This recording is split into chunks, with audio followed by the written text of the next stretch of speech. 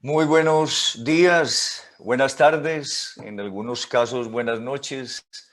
Les agradecemos mucho su presencia en este evento de la Organización del Tratado de Cooperación Amazónica, ODCA, que tiene un objetivo encantador y es hacer el lanzamiento del programa de diversidad biológica de la Amazonía. Somos parte de la solución, es el eslogan que venimos trabajando, digamos, en este programa. Es importante que les aclaremos que este lanzamiento lo estamos haciendo aprovechando los 43 años de la firma del We are working on the 23 years of the Amazon, our host. I would like to give you some important items of information. We'll have simultaneous translation, so we will have, you will click at the bottom of the screen, so you can select a language. We have English, Spanish and Portuguese. The chat is also available with people from our technical support team. Okay, and also make sure you make the most out of the chat function to engage with us. We would like to introduce this event by showing a video, the ACTO and the Biological Diversity Program in the Amazon watershed. Promover el desarrollo armónico y sostenible de los territorios amazónicos, ese es el objetivo de la ODCA, una organización intergubernamental formada por los 8 países signatarios. We have the 8 countries of the ACTO. A través de acciones through coordinated actions between the countries in a common strategic vision, the organization works towards building synergies among governments, multilateral organizations, cooperation organizations, scientific communities, civil society, the business sector, and society as a whole. All of this is for the benefit of the preservation, and sustainable use of natural resources in the Amazon. We are talking about the biggest tropical forest in the planet, the main source of fresh water in the Americas. This shelters the greatest treasures of biodiversity. Its ecosystems fulfill essential roles for climate regulation on Earth and also for the development and the welfare of its inhabitants, including over 400 indigenous communities. Conserving and protecting all of this wealth requires organization and regional cooperation, as well as dedicated technical work and political will. With this in mind, in May, the member countries of the ACTO approved the regional program for biological diversity for the Amazon region, a guiding framework for the development and implementation of strategic actions for biodiversity in the region. The program's objectives include to improve the management of biological diversity and protection of traditional knowledge of indigenous peoples and local and traditional communities, recognize the visions, approaches, and tools implemented according to the national regulations of the member countries, and they contribute to fulfilling the objective of the Convention on Biodiversity and the 2030 Agenda for Sustainable Development. How can we do it?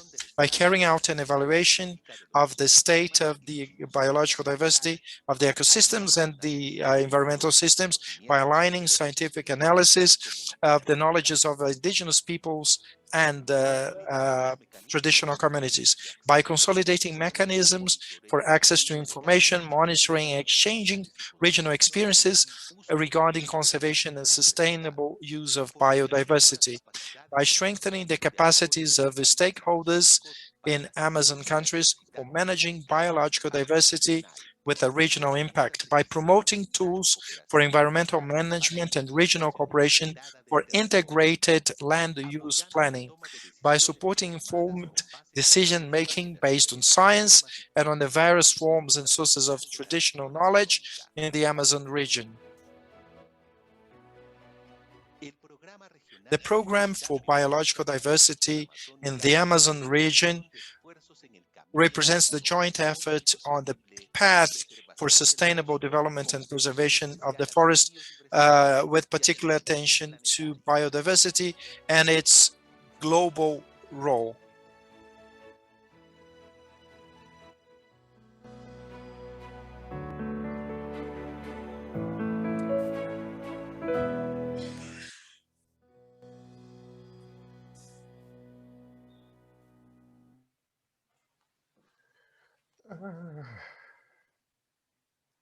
Bueno, muchísimas gracias. Thank you very much. Thank you very much for this beautiful video. I know that it involved a lot of work in order to illustrate and to touch on key aspects of the contents of the video. We have the pleasure of handing the floor to the Secretary General of the ACTO, Sandra Moreira, so you have the floor. Muchas gracias, Carlos. Y en primer lugar, quiero saludar al ilustro panel que nos está acompañando el día de hoy, a la señora Ana María Hernández, presidenta de la Plataforma Intergubernamental Científico-Normativa sobre Diversidad Biológica y Servicios de los Ecosistemas, IPBES por sus siglas en inglés, al señor David Cooper, director ejecutivo adjunto del Convenio sobre Diversidad Biológica, a la señora Janet Sánchez, directora de la División de Recursos Naturales de la CEPAL, al embajador Rui Carlos Pereira, director de la Agencia Brasileña de Cooperación, y al señor Wolfgang Klein, jefe de la División del Ministerio Federal de Cooperación Económica y Desarrollo de Alemania. Agradecerles por acompañarnos y compartir su enorme experiencia y conocimiento sobre temas relacionados a la diversidad biológica a nivel global, así como a los temas de cooperación internacional. Y agradecer especialmente a Ana María Hernández, que nos colaboró mucho en este cometido de sacar adelante este programa a través del estudio de ámbito regional que estamos iniciando. Asimismo, agradecer el apoyo prestado por parte del ABC y de la GIZ en este programa. Quiero saludar de manera muy afectuosa a las diferentes autoridades y representantes de los países miembros de la OTCA, a representantes de Bolivia, Brasil, Colombia, Ecuador, Guyana, Perú, Surinam y Venezuela, actores esenciales para producir este programa regional de biodiversidad para nuestra región amazónica. También a los cooperantes internacionales que están hoy, a los científicos, a los expertos y por supuesto a toda la audiencia que nos está acompañando en este momento. Un saludo especial al doctor Baraldo Díaz, exsecretario de la CDB, a nuestro ex colega profesor Diego Pacheco, a Marina Cosmos, quienes contribuyeron de manera excepcional en este sueño y trabajo para concretar este especial programa regional que nosotros hoy presentamos. Bueno, como tú has iniciado, nosotros este próximo 3 de julio cumplimos 43 años de la suscripción del Tratado de Cooperación Amazónica, acuerdo en el cual 8 voluntades políticas en 1978, decididas a trabajar de manera unificada, unen esfuerzos para cooperar entre sí por uno de los ecosistemas más importantes que tenemos en el planeta, nuestra gran Amazonía, con el objetivo principal de promover un desarrollo armónico de los territorios amazónicos, la preservación del medio ambiente y la conservación y utilización racional de los recursos naturales que alberga esta región, con el gran objetivo de incorporar los territorios amazónicos a las realidades y a las economías nacionales, en pro también de la población que vive en ella. La diversidad biológica es uno de los recursos naturales de mayor importancia y relevancia en nuestro bioma, Por ello, estos 8 países miembros, a través de la OTCA, ratifican su compromiso de trabajo conjunto al aprobar de manera consensuada nuestro programa regional de biodiversidad para esta región amazónica, que resulta un hecho histórico, toda vez que por primera vez se tiene una visión común de la gestión para mejorar el trabajo y la gestión de la diversidad biológica, incluyendo la protección de los conocimientos tradicionales de los pueblos indígenas, comunidades locales y otras comunidades tribales. El tener hoy un programa regional aprobado a nivel de los 8 países ha significado un enorme esfuerzo de mucha gente, sobre todo de cancillerías, ministerios de medio ambiente y otras reparticiones estatales especializadas en el tema. Pero a ello sumamos un año intenso de negociación, pero sobre todo quiero resaltar la capacidad que los delegados de los países han tenido para concebir una visión común y estratégica con una propuesta de acciones a corto, mediano y largo plazo para avanzar en la consolidación de territorios con desarrollo sustentable y armónico, donde la naturaleza y por supuesto la diversidad biológica cumplen un rol importantísimo, no solamente para la provisión de las funciones y de los servicios ecosistémicos, sino también para el desarrollo social y armónico de la población local. Esta contribución práctica que los países amazónicos, a través de la OTCA, estamos haciendo, resulta más que oportuna en el actual escenario que nosotros estamos viviendo. Tenemos por un lado las negociaciones en el marco de la CDB y el proceso para la elaboración de un marco mundial posterior al 2020, proceso en el cual tenemos mucha esperanza y pretendemos que la visión regional amazónica pueda ser incluida como un aporte adicional que los países están efectuando más allá de sus esfuerzos nacionales. In fact, the countries are working beyond their natural resources, taking into account that we are one of the most biodiverse ecosystems in the world. And today we have a new program as a management tool.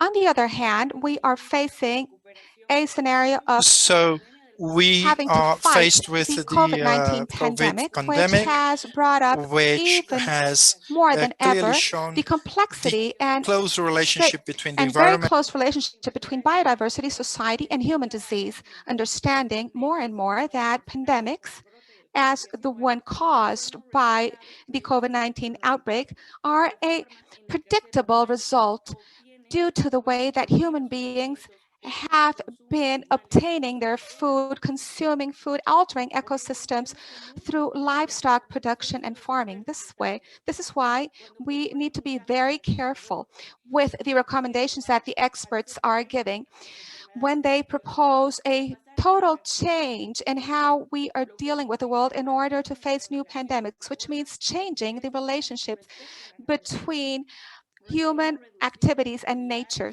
We need to reduce human activities that cause biodiversity loss by greater conservation measures to reduce unsustainable exploitation of biodiversity in the region, as happens today in the Amazon region. This would help to prevent the spread of new epidemics. In addition, in the global assessment that was produced last year, the OMS called particular attention to the dynamics between the use of biodiversity and disease. As a result, this is one of the positive measures that need to be taken into account, since all of these in our new plan, because everything has to do with making sure that the nature is used in a sustainable manner. We also need to achieve new social and economic targets through coordinated and cooperative work between the countries. We need a true commitment, and we are here to show that we are capable of doing so with activities that make it possible to increase investments in reducing carbon emissions and to become less dependent on natural resources. The implementation of this program also requires new conditions, internal and international conditions, and new ways of international cooperation to make it possible to maintain this lifestyle in the Amazon region, not forgetting that there are many socio-economical dimensions and gaps to close in the Amazon. This is a land inhabited by more than 40 million people who also need to be taken into account. There's still a lot to do in our Amazon regions. However, we also need to make every effort to take into account the many efforts that the countries are making in favor of the Amazon with a comprehensive approach that makes it possible to understand the whole of the opportunities brought by Amazon biological diversity to achieve sustainable development, focusing on reducing the inequality gaps in the region and to promote sustainable development practices in the region and the recovery of ecosystems and species that are endangered. Thank you very much for this first part, and let's work for the Amazon. Thank you very much, Secretary General, for your words that are very motivating. We will now hear the words of Ambassador Rui Carlos Pereira, who is the director of the Brazilian Cooperation Agency. Go ahead, sir, you have the floor.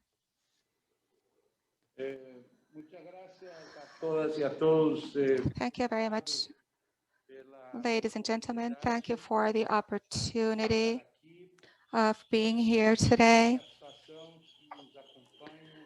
We are very pleased to have you all here celebrating the 43rd anniversary of the Amazon Cooperation Treaty that is taking place here in Brasilia on 3 July. That took place actually on 3 July 1978 in Brasilia. This virtual seminary to launch the regional Amazon Biodiversity Program is part of the celebrations. It was negotiated and prepared jointly by 8 member countries of the Amazon Cooperation Treaty Organization, ACTO, with the purpose of continuing to strengthen regional cooperation actions for the conservation and sustainable use of all the elements that form the so-called biological diversity. This task and this commitment that brings us all together, all the member countries of the organizations present here today, to conserve the Amazon basin at the national, regional, and organizational level. Today's virtual meeting is taking place in the shadows of another very relevant element for all of us who are interested in the sustainable future of the Earth. On 22 May last, we celebrated, as you all know, the International Day of Biological Diversity. In this memorable context, I would like to greet the members of this opening panel and partners of our international cooperation, starting with Ms. Alexandra Moreira, the Secretary General of ACTO, and also David Cooper, the Deputy Executive Director of the Convention on Biological Director, Ms. Ana Maria Hernandez, President of the Intergovernmental Platform of Scientific and Ecosystem Services, Mr. Wolfgang Margaret-Wolfplein, Director of the Division of Prevention of Pandemics, One Health, Animal Health and Biodiversity of the Ministry for Cooperation and Economic Development of Germany, and Ms. Janet Sanchez, the Director of ECLAC of the United Nations. My warm and fraternal greetings to all the representatives of the ACTO member countries who are present here today, and very especially to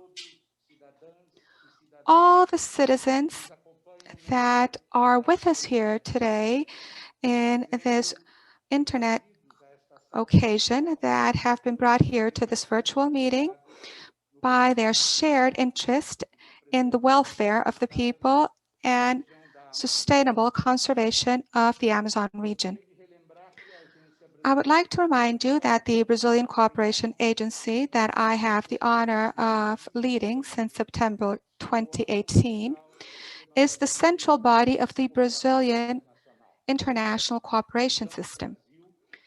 In the viewpoint of Brazil, technical international cooperation exists only when capacity development occurs, as well as the exchange and sharing of knowledge with the purpose of achieving local independence and autonomy to develop and implement own and endogenous decisions that are adapted to the challenges faced by each individual partner to achieve development.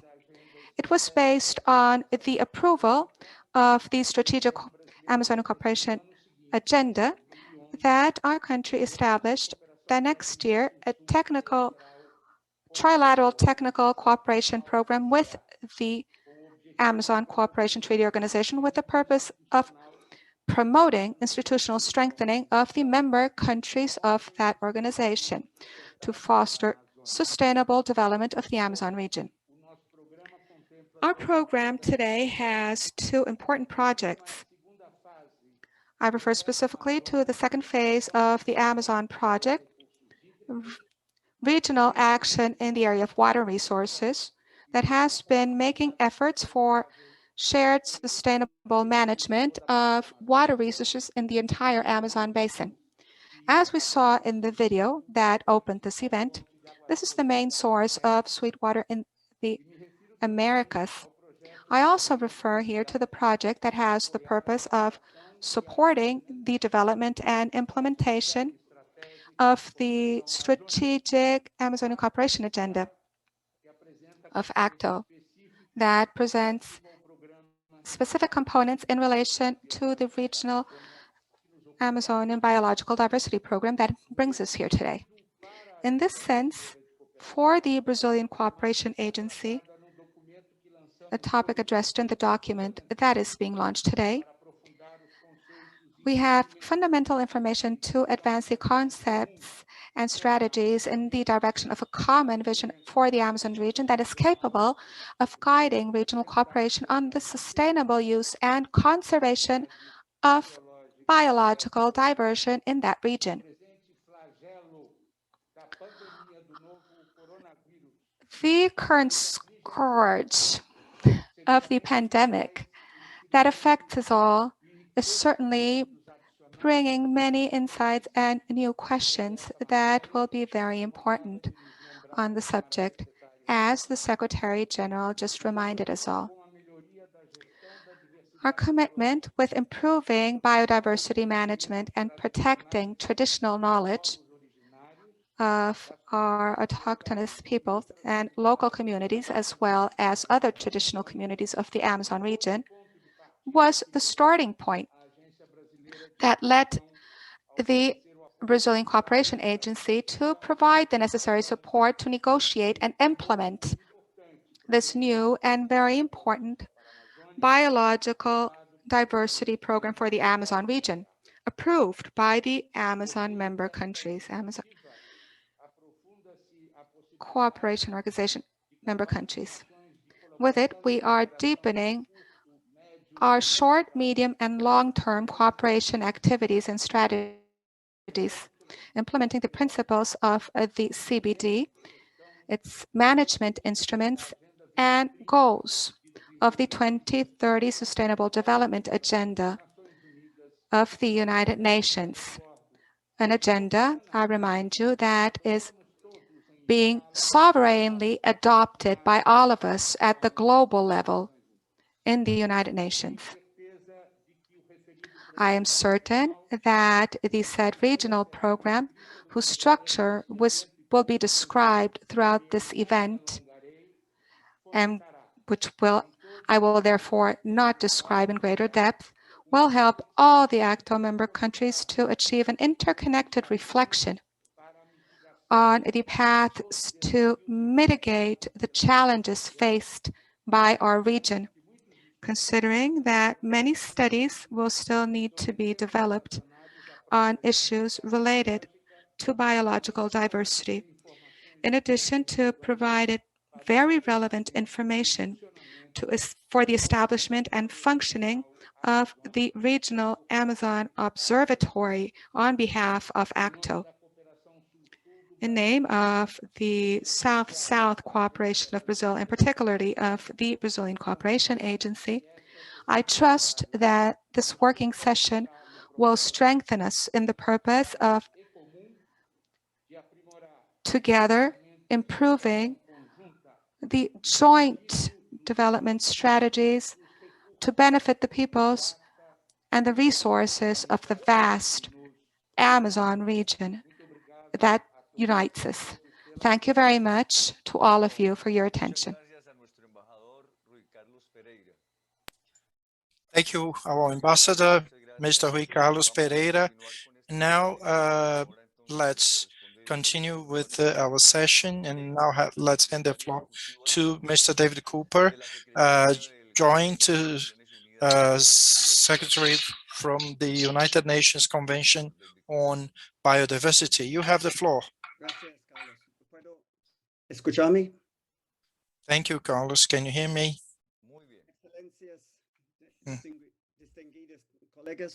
My distinguished colleagues, good morning, everyone.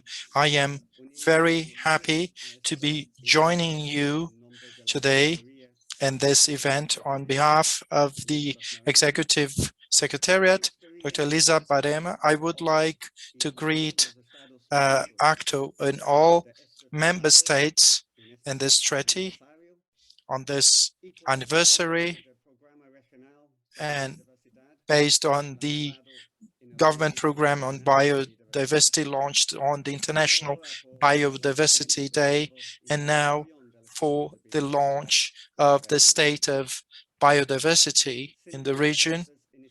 Undoubtedly, these initiatives contribute to the implementation of the global framework for biodiversity in 2020, which is currently being negotiated within the framework of the agreement, and which will be followed up on COP15,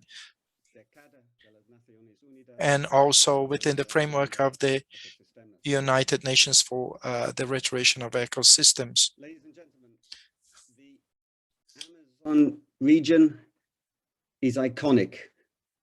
Its biodiversity and the integrity of its ecosystems is vital, clearly to the people of the region, especially the indigenous peoples, to all nations of the region, to the South American continent, and globally. It harbors the richest terrestrial biodiversity on Earth. It's the source of genetic resources for our food, for our medicines. Its ecosystem services, or its nature's contributions to people, are truly contributions to all people. Important efforts have been taken in the region by the member states of ACTO over recent years to reduce deforestation. Very significant reductions in the rate of deforestation were achieved in the Brazilian Amazon, establishing the biggest network of terrestrial protected areas on the planet, protecting the tenure of indigenous peoples over their lands, and promoting sustainable agriculture and silvopastoral agricultural systems. But as we know from the IPBES Global Assessment, from the 5th edition of the Convention's Global Biodiversity Outlook and other reports, biodiversity in this region and globally continues to decline. Unfortunately, the global community, the member states, the parties to the convention, did not achieve the Aichi biodiversity targets.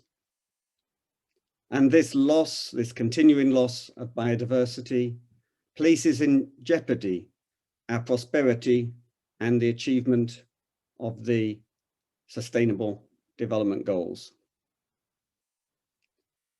The ongoing COVID-19 pandemic reinforces the fact that many things are wrong in the relationship between people and nature. This decade, we will have perhaps the last chance to put nature on a path to recovery, to address the climate crisis, to reduce the risks of future pandemics, and to contribute to the true prosperity of all people in this region and around the world. As I mentioned, we're convinced that this new program and the work of ACTO can contribute to the efforts that will be needed in the framework of the post-2020 global biodiversity framework to do that, to bend the curve of biodiversity loss, to put nature by 2030 on a path to recovery so that we can achieve the 2050 vision of biodiversity established years ago of living in harmony with nature. To do this, the regional program on biodiversity will need to be mainstreamed in all the development and economic programs of the treaty and of the member states.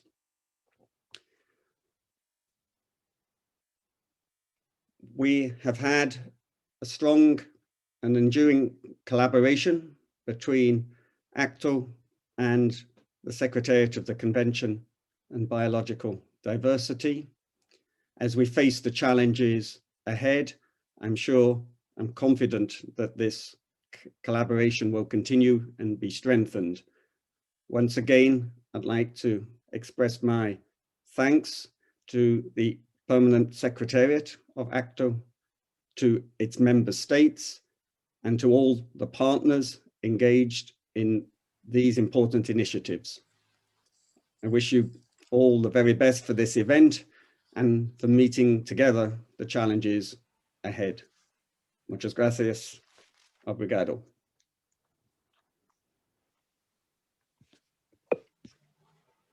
Okay, muchas gracias al señor David Cooper. Thank you, Mr. David Cooper, for your words.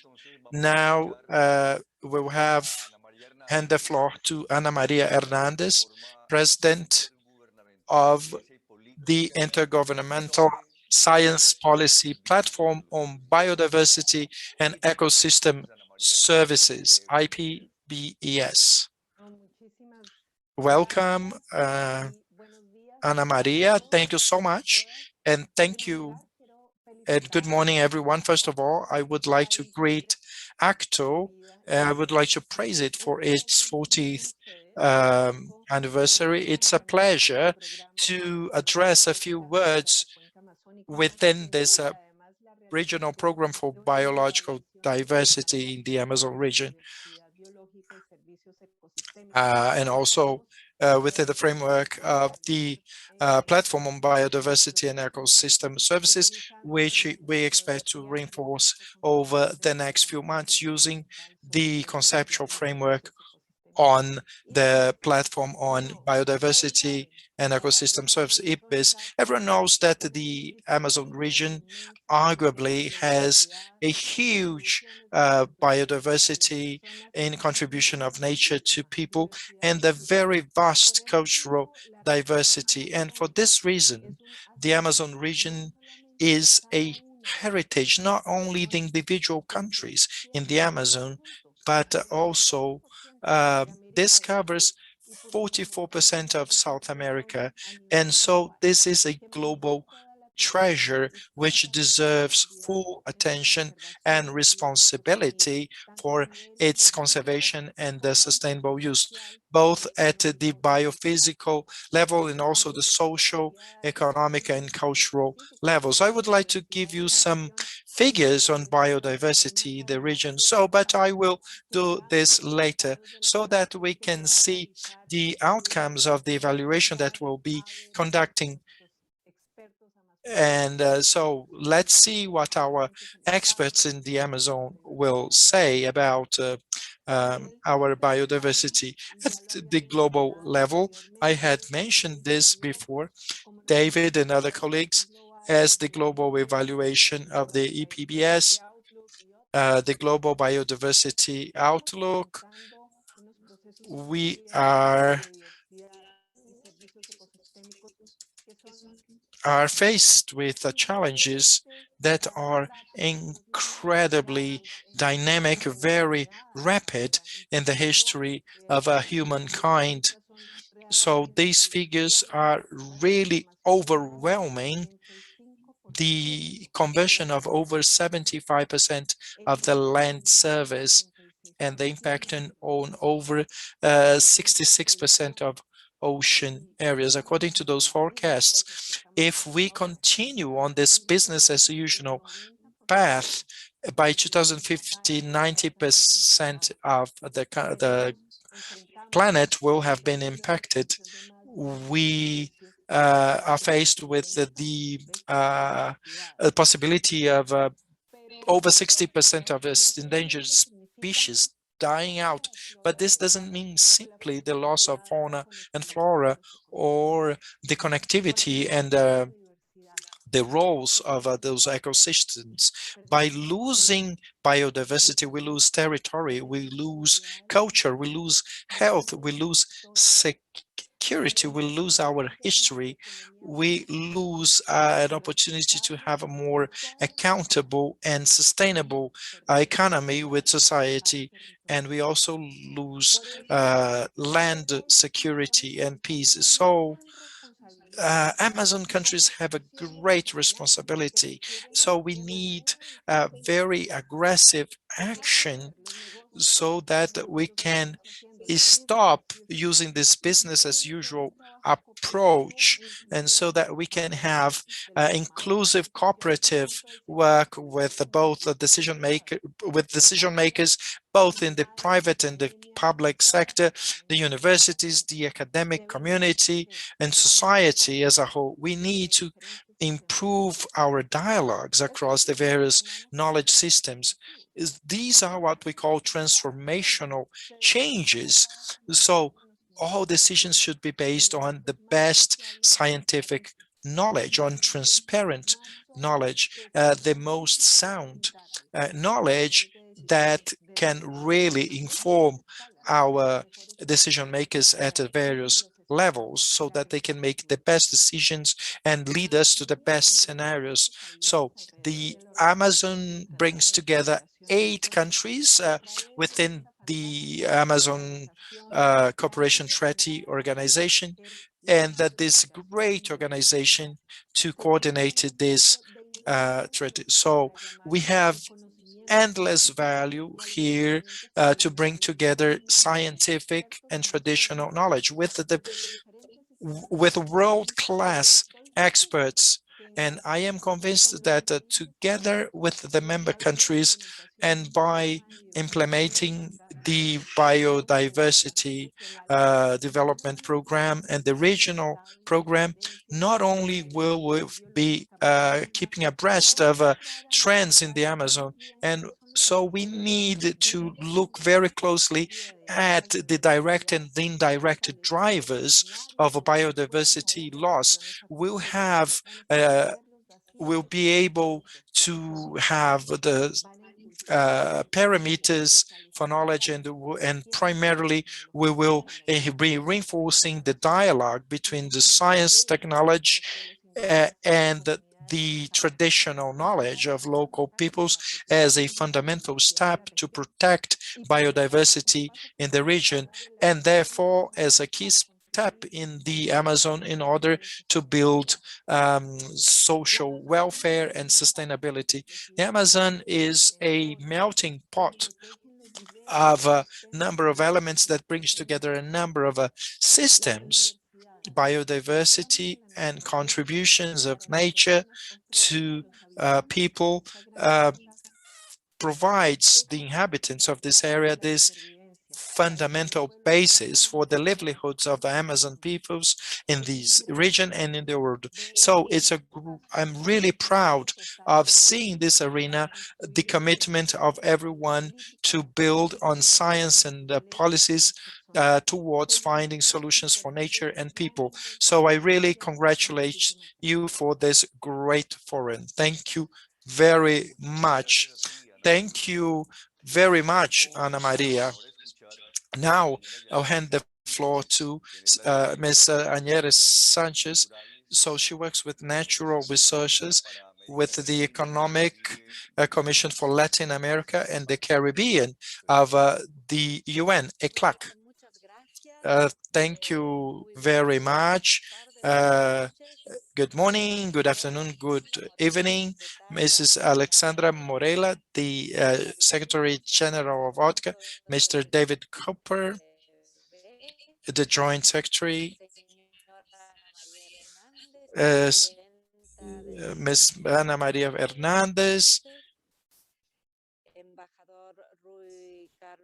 Ambassador Rui Carlos Pereira, Mr. Wolfgang Clay, it's my dear representatives of the various countries of ACTO, ladies and gentlemen.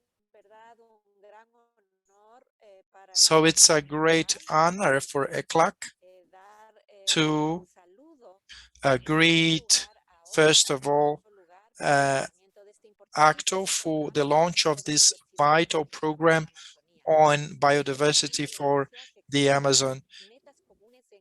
It is really important to have shared goals across those 8 countries within the global biodiversity framework, which is currently in such a critical situation that we see globally and in the region. In general, we have a world in a crisis with a sluggish growth, inequalities, environmental issues, because this takes place at the global level, and this is further compounded by our current situation in the Amazon. And the women are at the forefront of healthcare. So Latin America is the most affected region in the world, with only 8.4% of the global population. So it has nearly 30% of deaths from the pandemic. So we have serious underlying problems to face this pandemic. We have a technological gap with the socio-economic issues, a culture of privileges, a social unrest, and as my previous colleague said, very important and rapid loss of biodiversity. According to ECLAC, the region grew 7.1% in 2000% and will grow around 4% in 2021, which means that the recovery to pre-pandemic levels will take a few years. Those countries that are members of ACTO in 2020 are among those that are declining the most. Bolivia -8, Brazil -5.3, Colombia 7%, Ecuador -9%. Guyana is the only country that has been growing because of the oil industry. Peru -12%, Suriname -10%, Venezuela -30%. In other words, the region, and particularly the Amazon region, has been experiencing serious decline process. So a decade of per capita GDP and 2 decades if we consider the poverty levels that exist in the region. Mrs. Sanchez seems to have problems with her broadband. So we also see that we will not be able to reach the Aichi biodiversity goals, and also Mrs. Sanchez continues to have broadband problems. So my colleague, the colleague who spoke before me, said that it's one of the regions with the greatest biodiversity in terms of land, fauna and flora. However, so it is under great extractive pressures, and so there's a lot of social environmental competitiveness. The Amazon region and the program that is being launched now are launching a really important challenge. And in the words of the program charter, it says the challenge is to promote the correct management of biological diversity while reinforcing local economies by decreasing social inequalities and also the illegal exploitation of natural resources. So it's really important to focus on biodiversity and ecosystem services in the Amazon, which are very valuable for life and for the society and economy of those peoples living there, in particular indigenous peoples and traditional populations that are really in a serious situation. So in the pandemic, we have also an environmental crisis, not only an economic crisis. 9 out of 15 countries in the region had the greatest loss of primary forests, including ACTO countries, especially Brazil and Colombia. We have 1/4 of a social environmental disputes at the global level, and 2 out of 3 assassinations of environmental activists taking place in the region. So we only have 9 environmental courts, and less than half than that is in ACTO countries. On the other hand, the pandemic has also seen increased pressure on natural resources for livelihoods, for food production, for exports. So you have increased rogue activities in terms of logging, mining.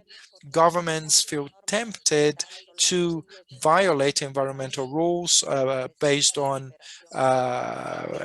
environmental studies because they focus on economic recovery. We are also understaffed, and serious reductions in the budgets. And so this really jeopardizes biodiversity related actions. So against this backdrop, since the Amazon region plays a key role in Latin America and the world, this could help overcome the current challenges, but we need to reinforce it at its various levels in an appropriate manner. Biodiversity, traditional cultures and local communities are closely associated in our region, and we have increasing evidence that indigenous peoples and local communities have a key role to play in the protection and conservation of biodiversity and fighting deforestation. In many of the countries, we know that the indigenous territories play a better role in conserving the forest, and access to land tenure rights are more effective in terms of forest conservation, and also considering that the indigenous peoples cover 1/5 of the region, considering over 80% of this region, which is covered by forests. So we know that it is critical to rely on those peoples, empower them, and strengthen their managerial capabilities. I would like to greet the biodiversity program for the Amazon watershed region, the exchange of experiences that we'll have, the best practices, the sustainable management of biodiversity, information exchange, and probably the development of a shared IT systems and user-friendly systems. The government sector could really drive, could make sure that the private sector can use this to inform the activities with a view to ensuring sustainability. We know that this helps reconcile power relations, accountability, the capabilities of local communities, and these elements are key in this regard. So I would like to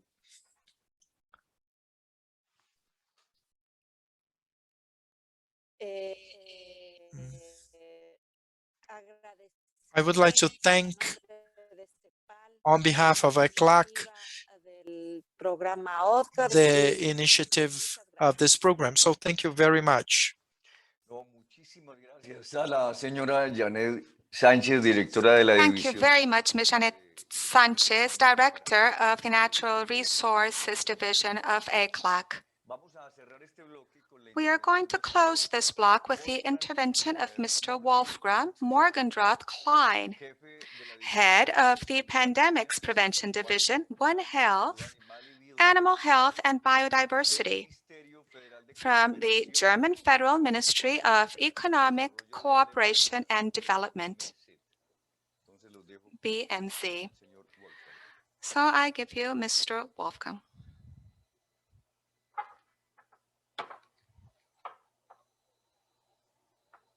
Sí, tenemos al señor Wolfgang. Do we have Mr. Wolfgang? Hola, ¿me escuchan? Do you hear me? No sé si el video funciona.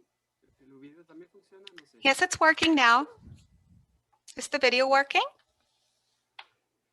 Está desactivado mi video desde afuera, no sé. Si no, sigo hablando sin video, ¿sí? Bueno, vámonos. Sí, está bien. Perfecto. Okay. Gracias. Okay, we'll continue without video. Esteemed Secretary General Alexandra Moreira, esteemed Ambassador João Carlos Pereira, esteemed President Ana Maria Hernandez, esteemed Deputy Secretary General of CUPAS, esteemed Secretary General and Director Janet Sanchez. I would like to start by saying that I am impressed by the high number of participants. I see that it's more than 250 right now.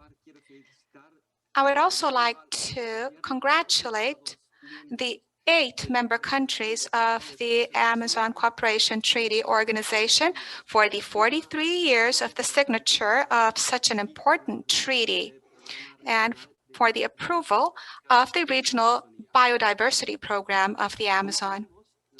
As you know, biodiversity and ecosystem services form the basis for our life. They help to mitigate climate change and protect us against natural catastrophes, such as landslides and floods.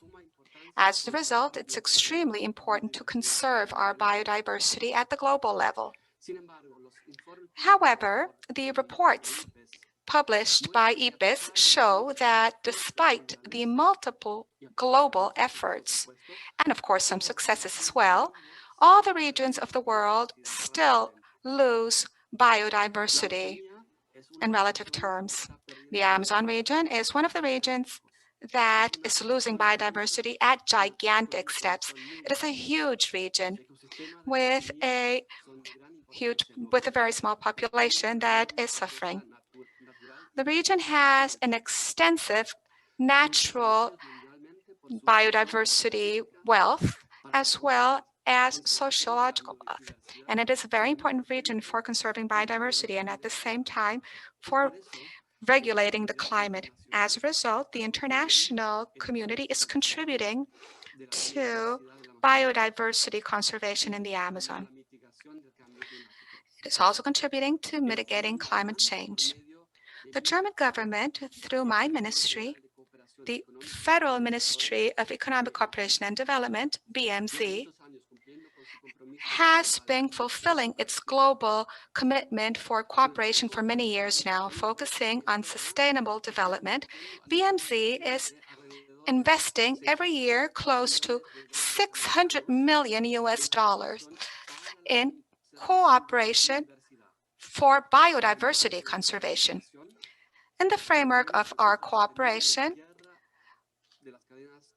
we are working to protect sustainable development chains to conserve biodiversity. We support the strengthening of member country capacities for land use planning in order to expand their actions efficiently and participatorily and contributing to reducing practices that damage the environment.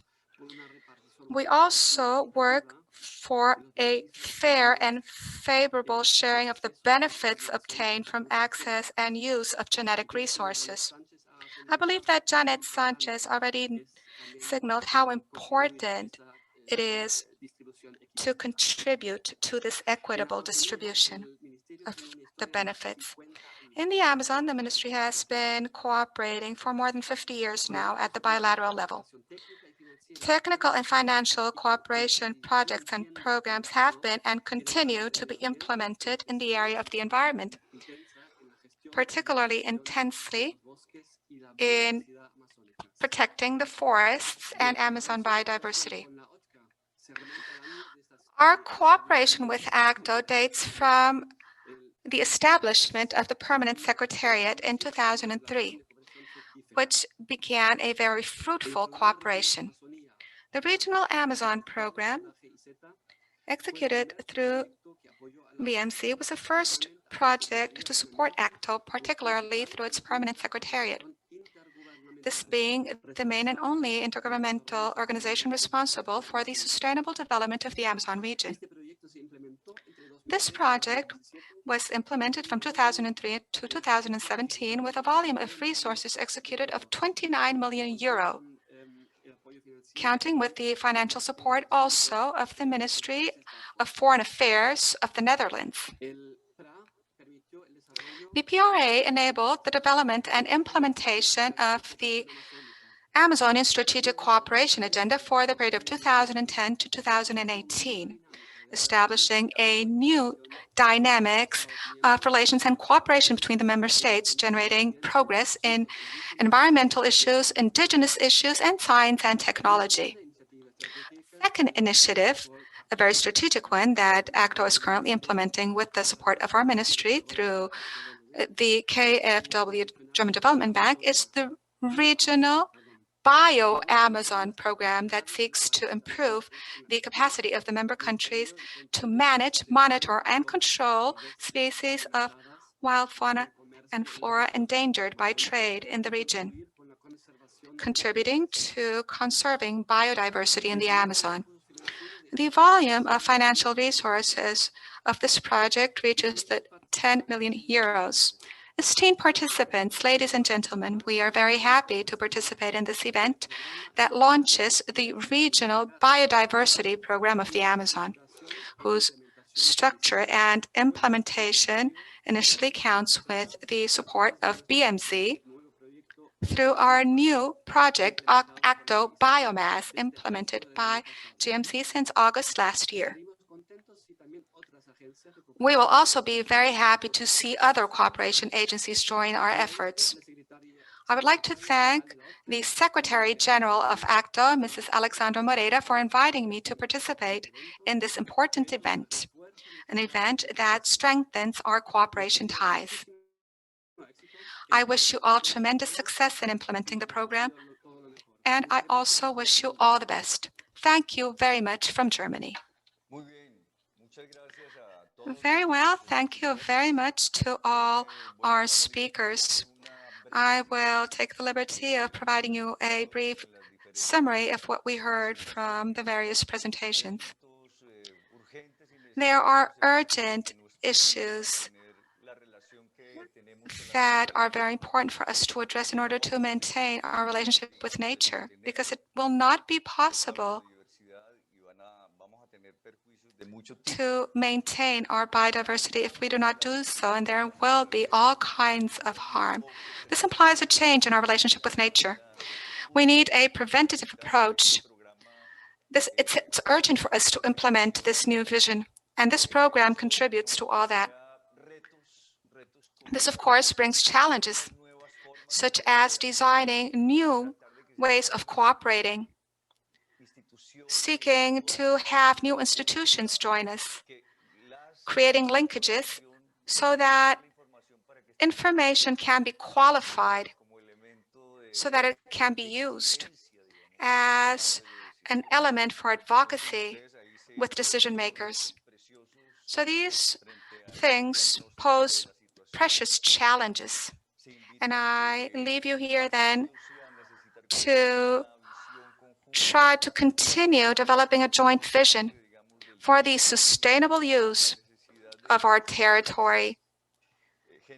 It is necessary for you all to generate a dialogue of knowledge with the participation of scientists, but also indigenous peoples, since we all know and we have proof of the fact that they are the best caretakers of our territory. We have, as such, a great number of challenges, and I'm certain that the program will consider all of these things and take them into account, but I think it's very interesting to have heard all of these expositions. There is, therefore, a general tone in the sense that we can all come together to address these challenges that I referred to. And now let us focus on our program, our regional biodiversity program, the regional biodiversity program of ACTO. In this sense, we will once again hear Mrs. Alexandra Moreira, our Secretary General, who will provide us some wonderful ideas that I am certain that we will all be very happy to hear. Go ahead, Alexandra. Thank you very much. And once again, I'd like to thank all the panelists for their variable contributions and reflections on the challenge that we have before us at the global level in terms of conserving biological diversity, as well as in terms of the regional focus that we need to ensure. We are all aware of the fact that the Amazon region is one of the richest biological diversity regions of the world. You all heard that. We currently have the most wealth in fish, in birds, and butterflies. Our Amazon basin is believed to host more than 10% of the known biological diversity in the world, with a high level of endemism. The Amazon provides a great number of ecosystem services. It has a genetic reserve that is fundamental for the development of our world. In our region, we have more than 40 million people, among them 420 indigenous peoples and local communities, with a diversity of knowledge and traditional knowledge that is wonderful. All of this wealth makes the Amazon region strategic for the Amazon countries and for the world. However, unfortunately, Amazonian biodiversity is threatened by a set of processes and vectors that affect our ecosystem: the loss of biodiversity, degradation of services and functions provided by the environment in view of deforestation, the change of land use, environmental degradation, forest fires, illegal trade in species, the increase of alien species, water pollution, and the effects of climate change affect the welfare of our ecosystem and of our people, of the local populations that live in the Amazon.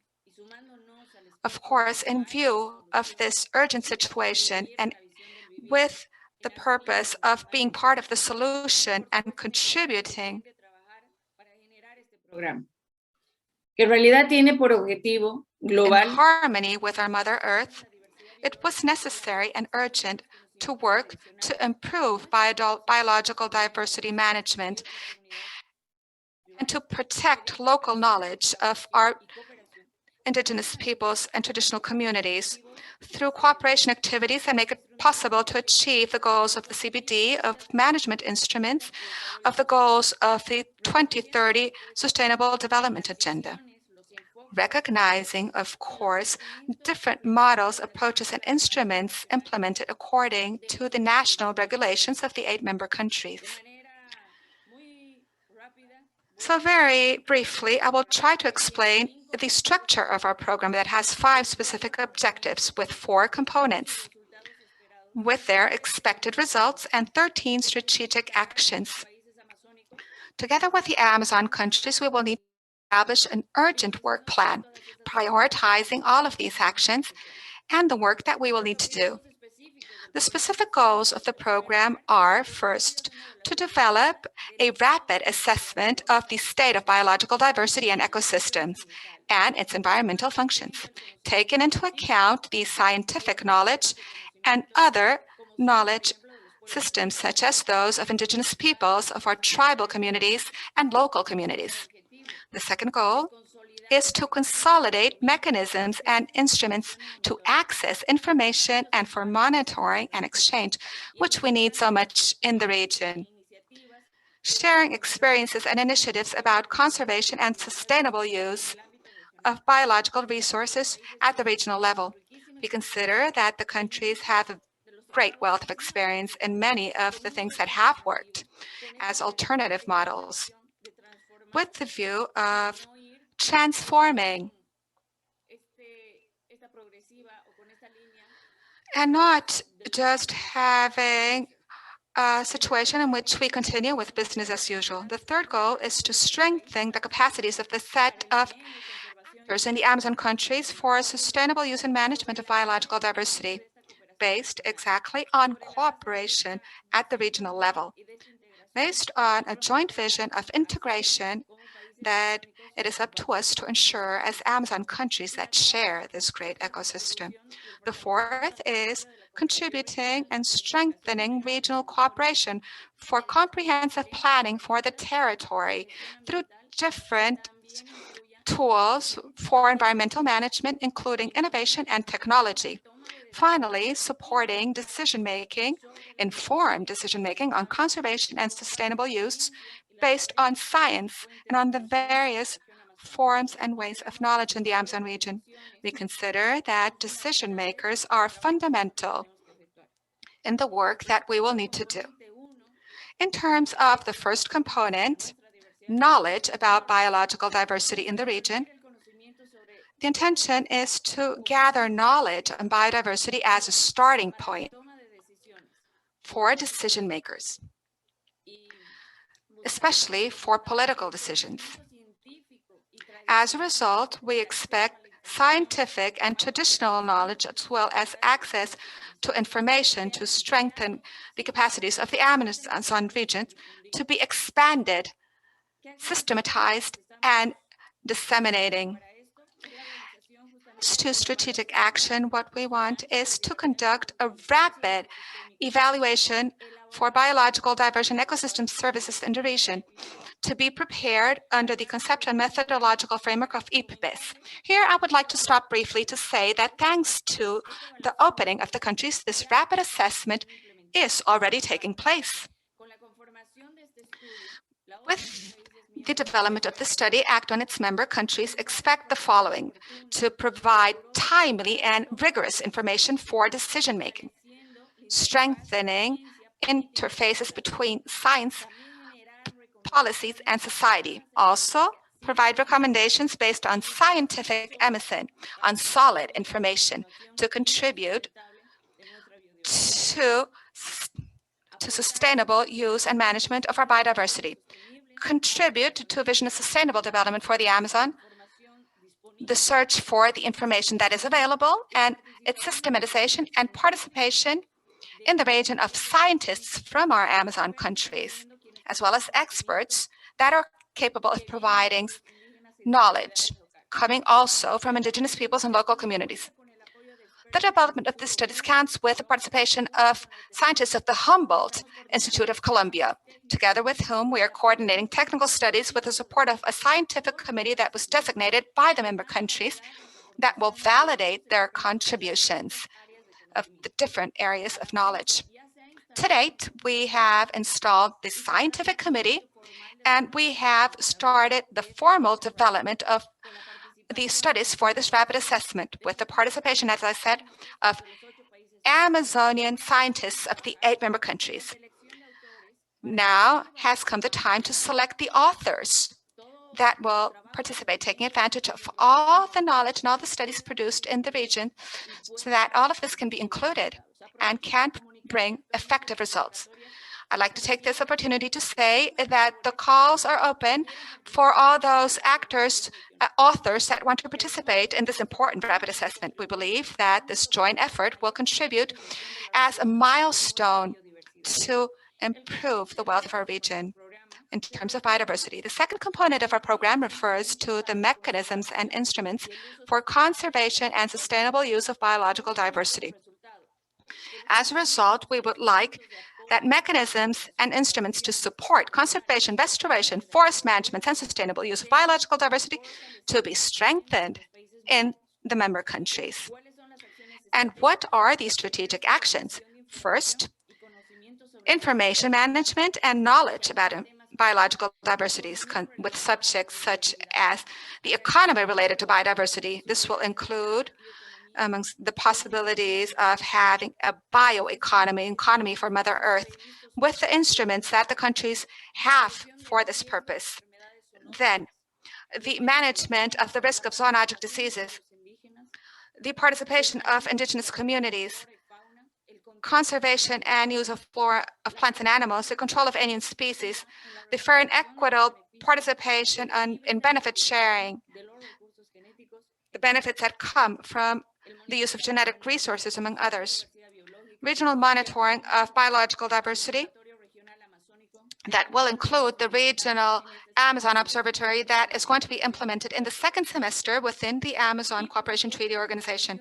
And then, of course, promotion of good practices and management solutions.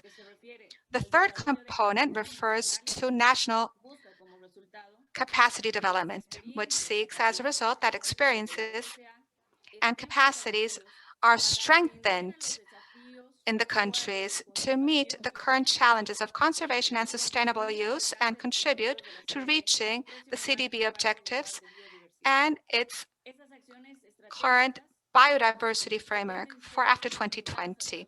These strategic actions will be implemented by generating a transformative change through national and territorial actions for management of biological diversity in the Amazon region, promoting sustainable use of its components, traditional knowledge management, strengthening management in protected areas, and other effective conservation actions based on areas, management, monitoring, and control of wild fauna and flora endangered by trade, and biological diversity management as a source of food, health, and well-being, as well as equality in the region. Identification, analysis of options and mechanisms and instruments, financial instruments specifically. Component 4 refers to the strengthening of cooperation by strengthening the permanent secretariat of ACTO. What we seek as a result is improved strategic planning and technical capacity within the 8 member countries and within the secretariat itself to strengthen and support the member countries in implementing strategic actions such as developing and seeking financial strategies for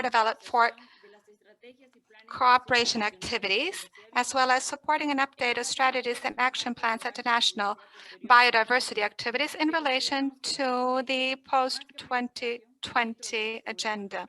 We believe that this is going to be a very strategic aspect of our program in order to collaborate with our countries in achieving all of these things. And then we have the implementation of the program.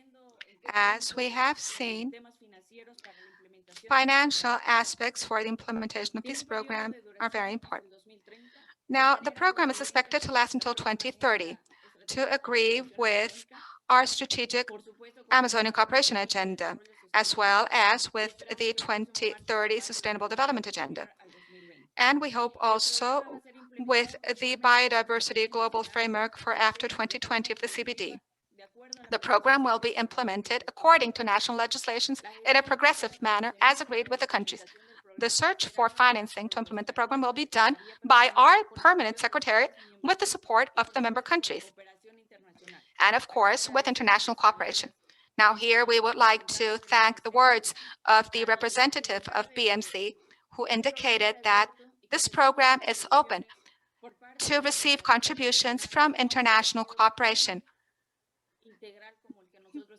to such an important commitment that we are undertaking.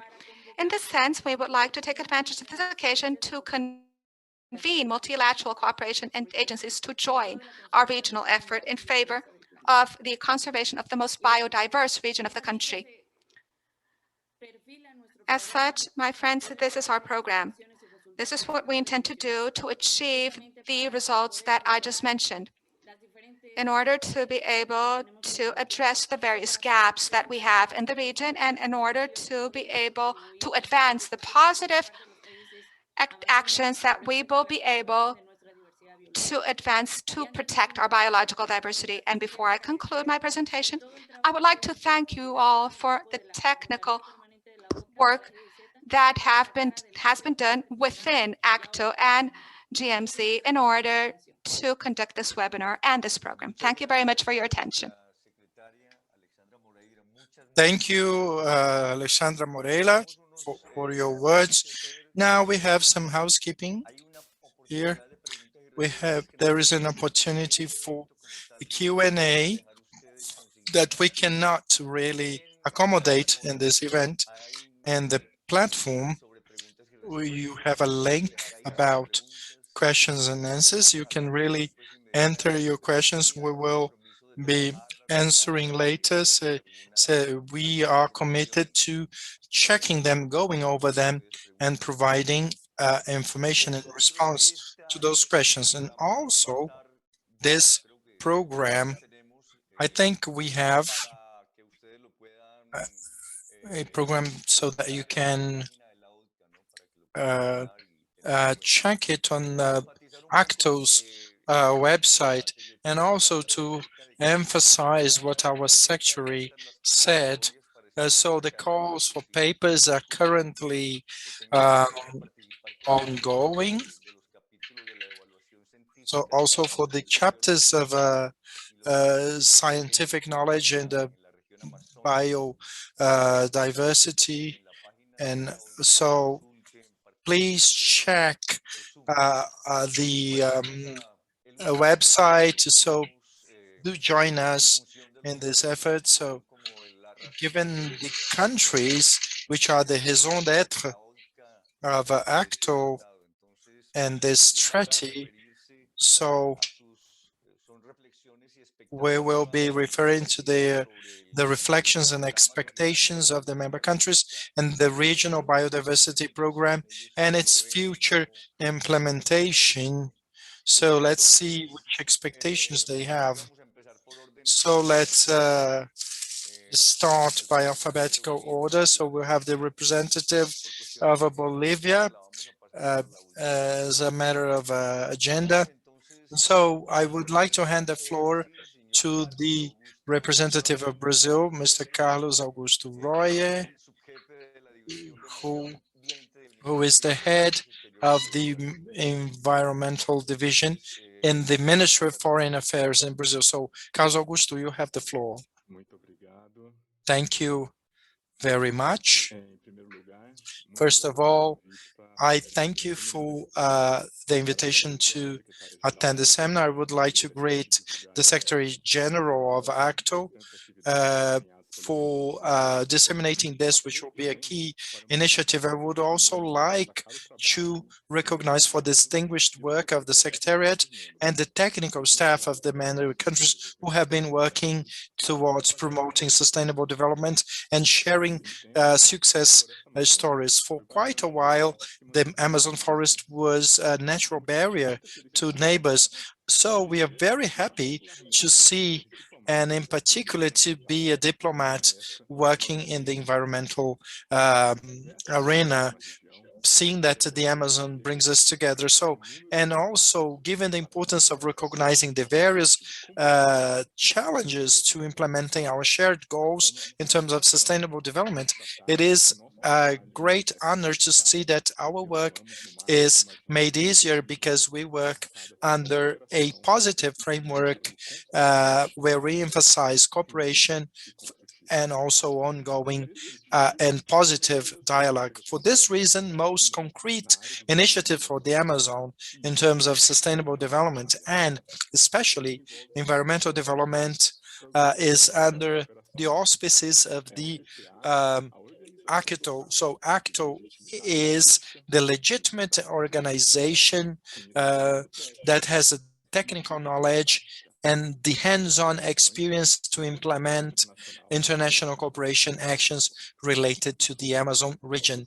In a nutshell, the ACTO is a key tool for the Amazon cooperation. So ACTO therefore is a fundamental building block of the South American integration. These are not simply words by Brazil. We are indeed committed to ACTO. For example, the National Legal Amazon Board, chaired by the Vice President of the Republic, held a meeting on the 3rd of November 2020, and this covers the period up to 2030. Including actions to reinforce ACTO.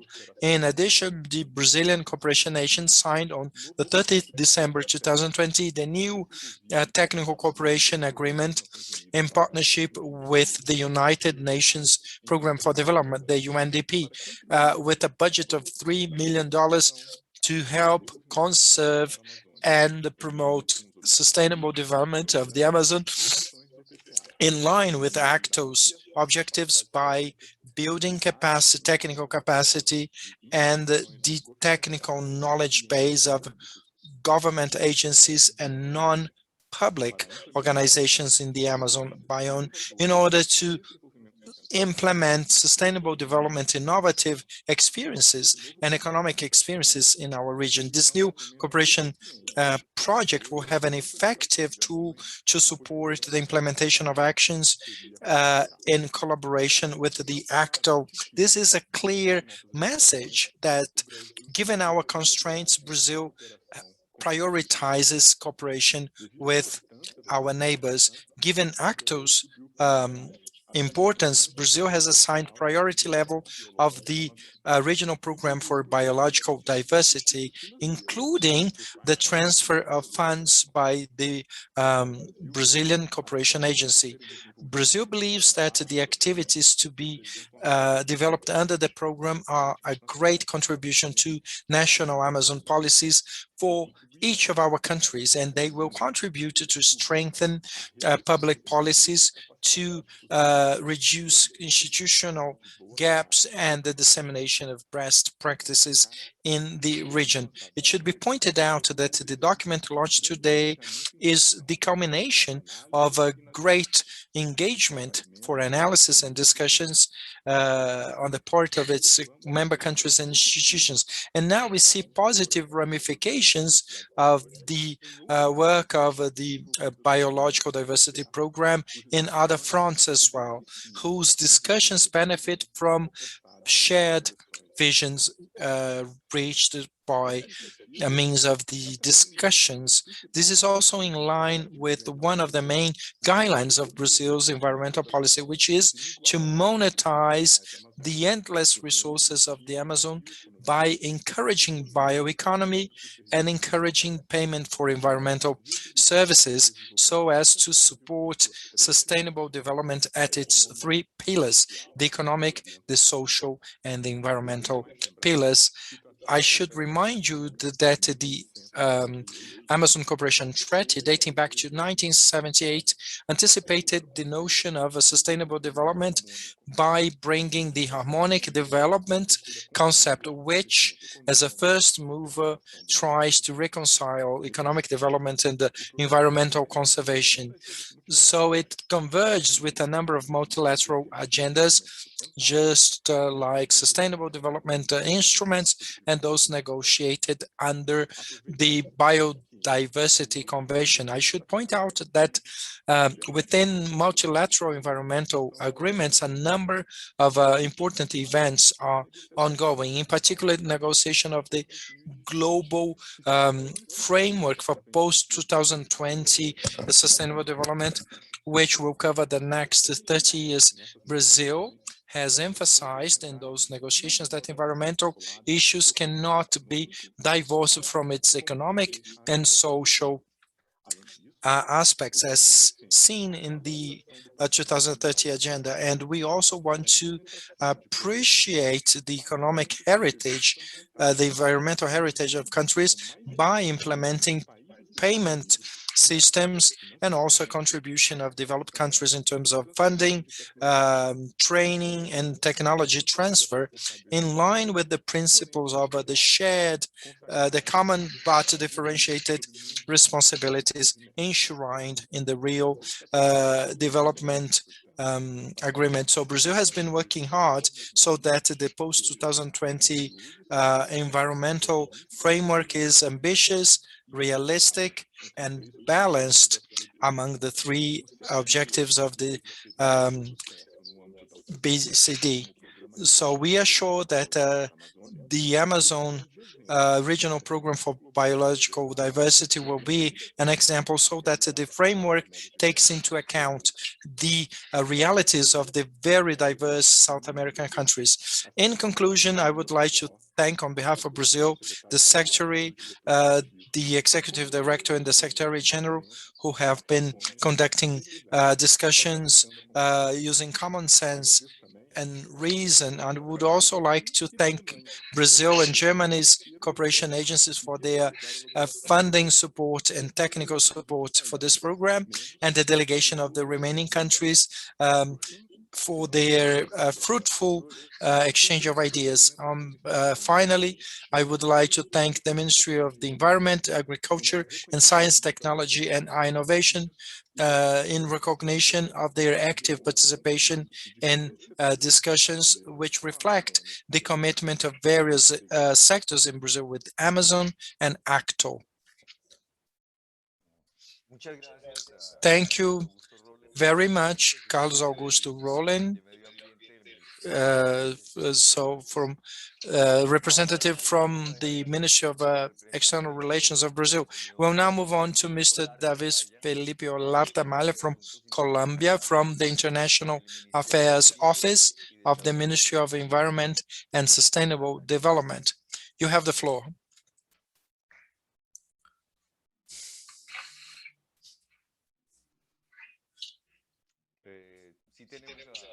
So, do we have the representative of Colombia ready to speak?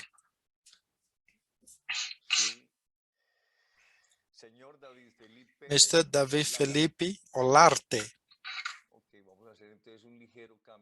So let's try and move on until we see what goes on with the representative of Colombia. So if that's okay with you, so let's move on to the representative of Ecuador, Mrs. Glenda Ortega, the Assistant Secretary of the Ministry of the Environment, Water and Ecological Transition. So, Ms. Ortiz, how are you? Good morning, everyone. So can you please turn on your video so that we can see you? I think I have an issue here. We can hear you well. Now, perfect.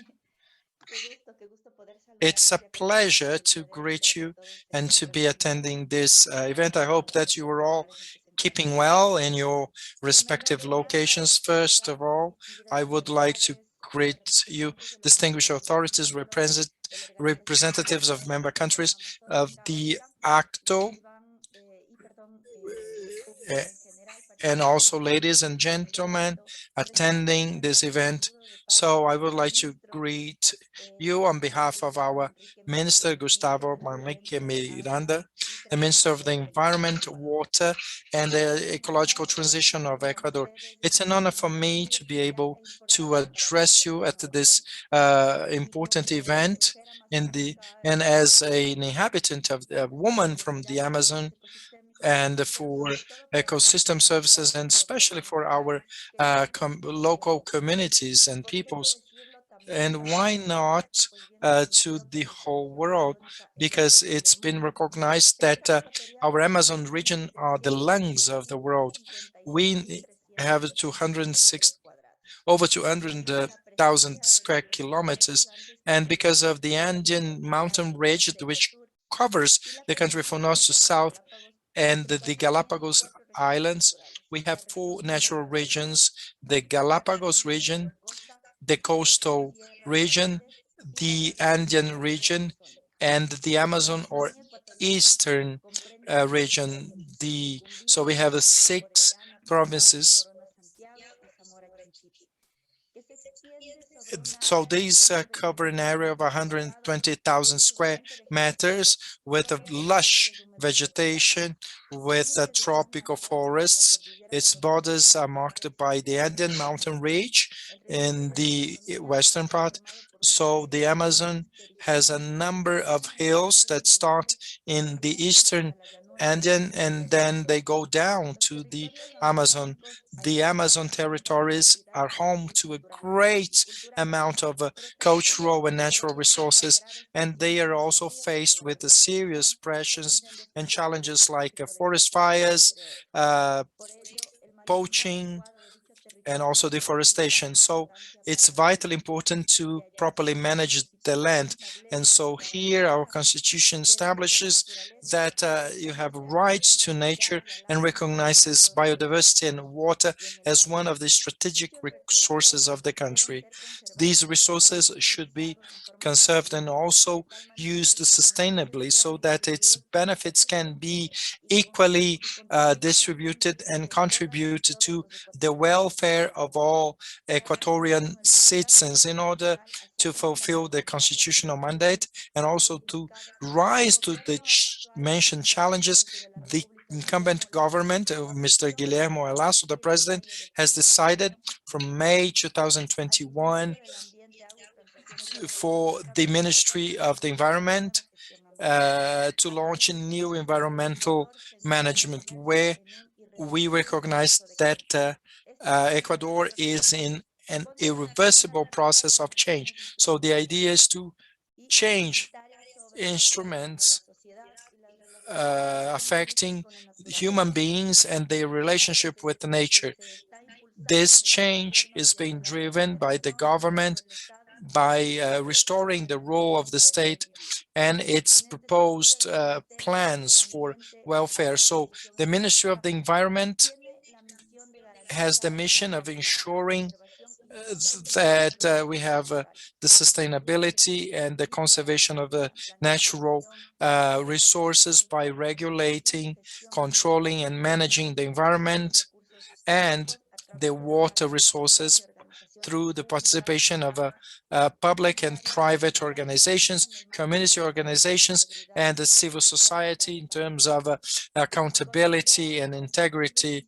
And so in terms of 2025, it will be the institution ensuring ecosystem services through institutional effective processes for the best use of natural resources. In addition, in objective terms, the idea is to incorporate environmental costs and benefits and social costs and benefits into economic indicators for a focus of least impact incentives.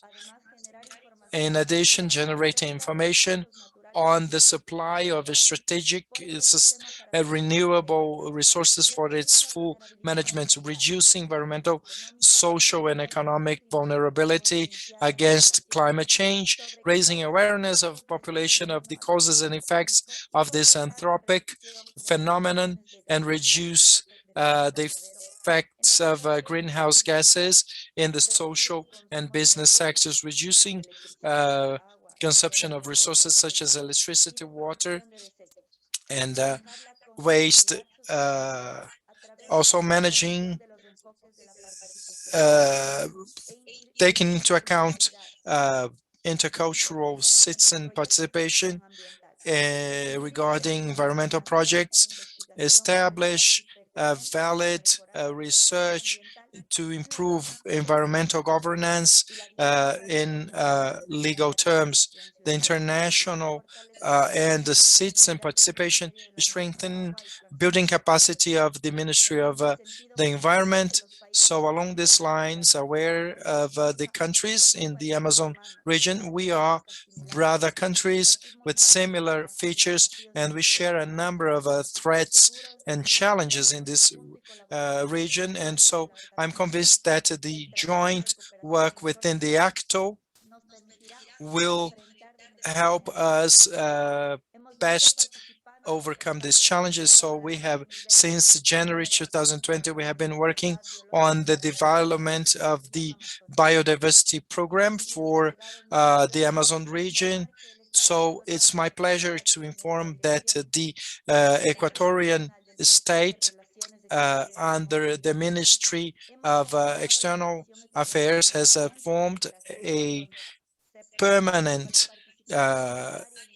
arrangement with a number of institutions, even those who at a given time helped to develop the biodiversity program. I would like to take this opportunity to thank you for the efforts made towards working with the delegates of the various member countries. So this was a major challenge. So it's a pleasure now to say that we have overcome the challenge. Based on a number of discussions, we were able to achieve our biological diversity program. In other words, given our similarities and differences, we have voluntaries, and we are part of the solution. We are happy in particular to see that the regional program for biodiversity in the Amazon region takes into account the global, regional, and national context, the objectives, the components, but especially the strategic actions to reach the expected outcomes, just like the framework for the implementation of this program. This means that it will not be just one more document. It will be a document under which we'll have joint actions for the systematization and dissemination of scientific and traditional knowledge and access to information to strengthen the capacity of ACTO's countries to inform political and technical decision-making, to strengthen tools and instruments to support information, monitoring, management, the transfer of knowledge, of experiences and technology, training, and also to help replicate actions with regard to conservation and sustainable use of biodiversity components, as well as strengthening the experiences and capacities of ACTO's member countries in order to rise to the challenges of conservation, restoration, and sustainable use of biodiversity within this BDC. Through the local level stakeholders as a fundamental part of planning for the land development of the Amazon watershed region. Finally, I would like to reiterate the commitment of the Ministry of the Environment of Ecuador to continue to collaborate with the various institutions of our country, just like the representatives of ACTO's member countries for the implementation of our program. the regional program for biological diversity in the Amazon region. So it's a great pleasure to be able to participate here and also to listen about the inputs of the various members of this event. Good morning. Thank you so much. Thank you very much, Ms. Glenda Ortega, the Subsecretary of Natural Heritage of the Ministry of Environment, Water and Ecological Transition. I have to say that the representative of Colombia has already arrived. This is Mr.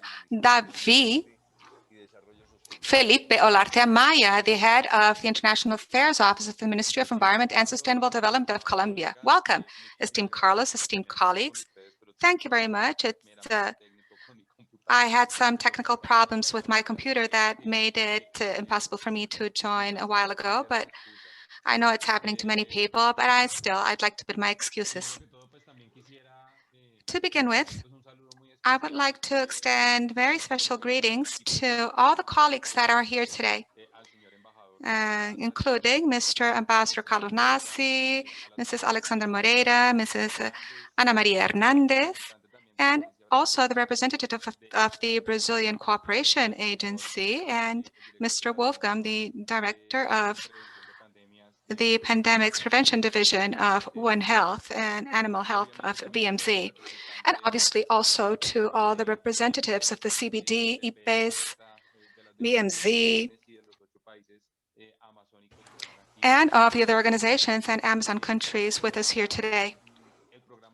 For Colombia, the program has been a wonderful process of connecting to our various colleagues with our ministries of external relations and with the various entities in Colombia of the environmental system.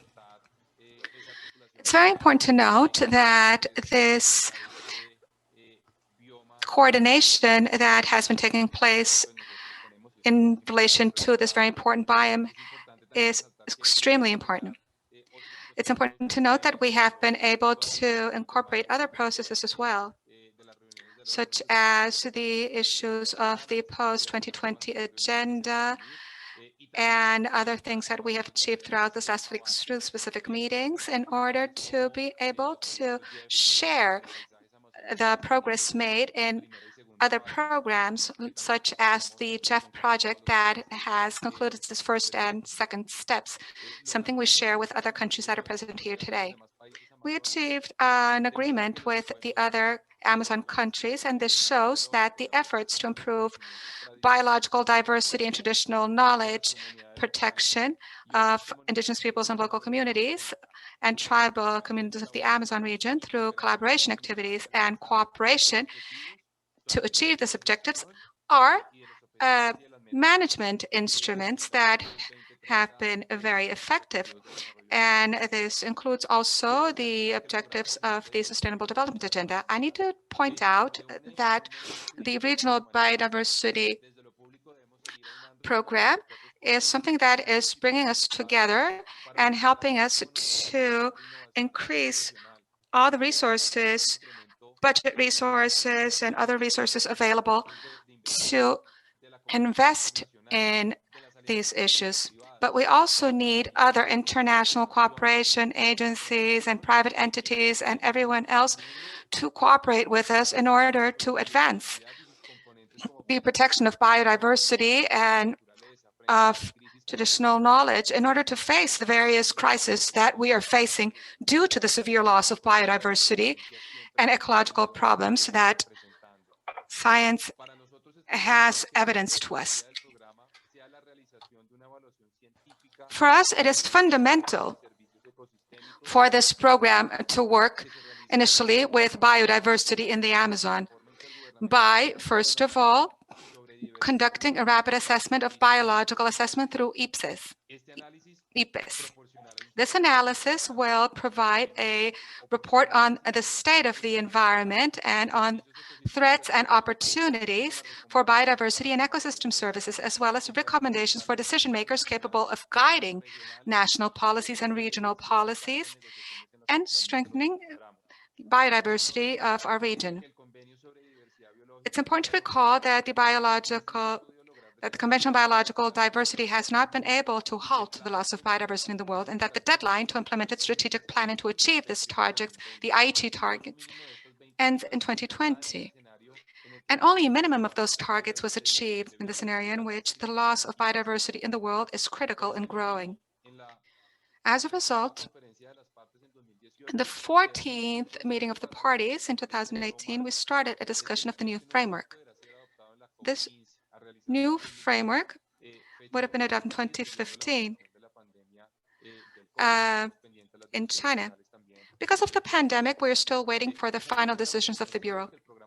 In that sense, we are convinced that the regional biodiversity program should include the things that we discussed in the 2020 framework, such as land use change, loss of biodiversity, overexploitation of species, climate change, invasive alien species, and pollution. As such, and to conclude, the green and equitable recovery under criteria of resilience through investments in nature, reducing deforestation, increasing restoration, promoting green business, strengthening national protected area systems, and other effective conservation measures. We hope that the implementation of this program ensures that everyone in the Amazon is part of the solution. Thank you very much. We'd like to thank you, David Felipe. And let's move right on to the representative of Guyana. We will now hear Mrs. Stacy Lord, head of the Multilateral Environmental Agreements Department. So I'd now like to give the floor to Mrs. Stacy Lord. Thank you very much, Mr. Chair. Distinguished representatives of the ACTO, the CBD, IPBES, the ABC, and the BMC, and also our distinguished colleagues of the member countries, greetings from Guyana. I want to thank you for this opportunity for us to share our brief thoughts on the program for biodiversity of the Amazon region.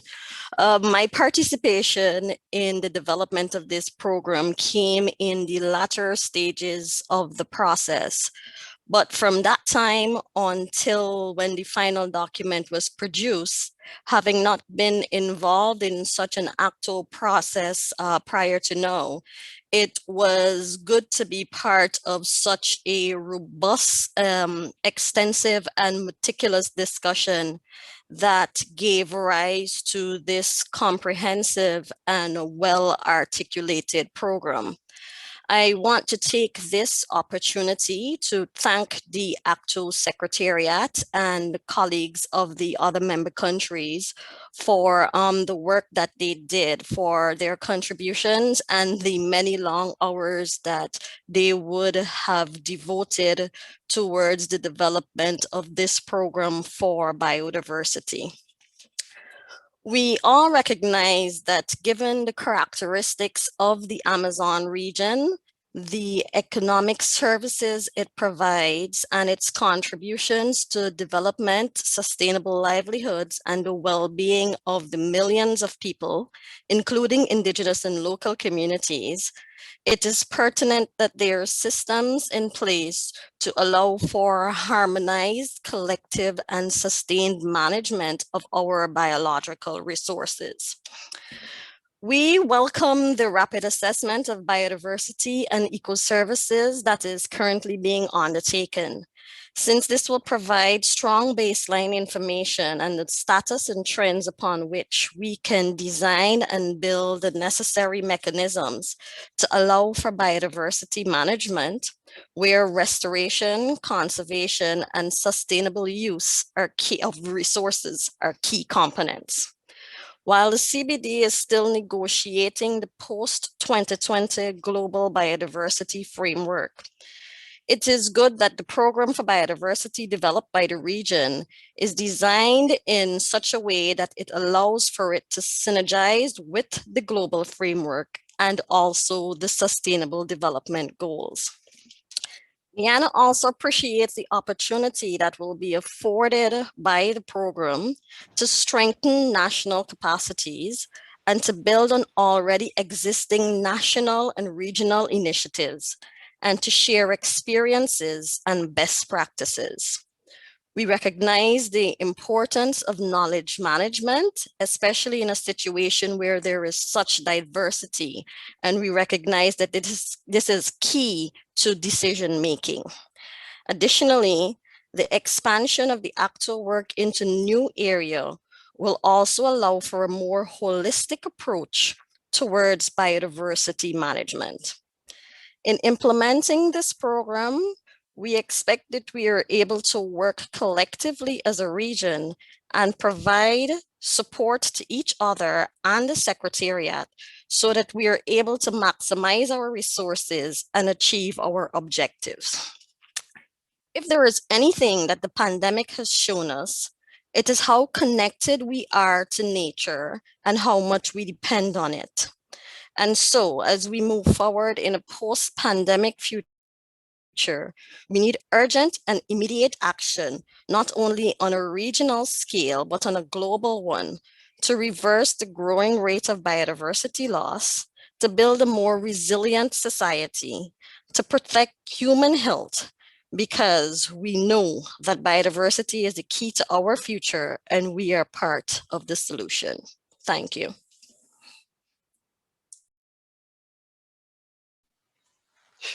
Muy bien, muchas gracias a la señora Stacy Lord, representante de Guyana.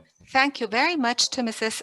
Stacy Lord, representative of Guyana. We will now hear the representative of Peru, Mrs. Fabiola Núñez Neira, Director of Sustainable Conservation of Ecosystems and Species of the Ministry of Environment. Fabiola, you have the floor. Thank you very much. Thank you very much, Carlos. And I would like to start by extending my warm welcomes to all the authorities that are with us here today and to all the participants. On behalf of the Minister, Mr. Quijandría, the Minister of Environment, today we prepared a brief presentation to highlight the aspects that we believe to be the most important in relation to this program that we are launching here today.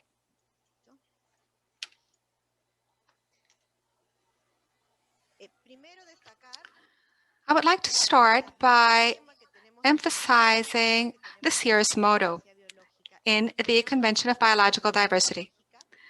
This regional biodiversity program shows that we are part of the solution.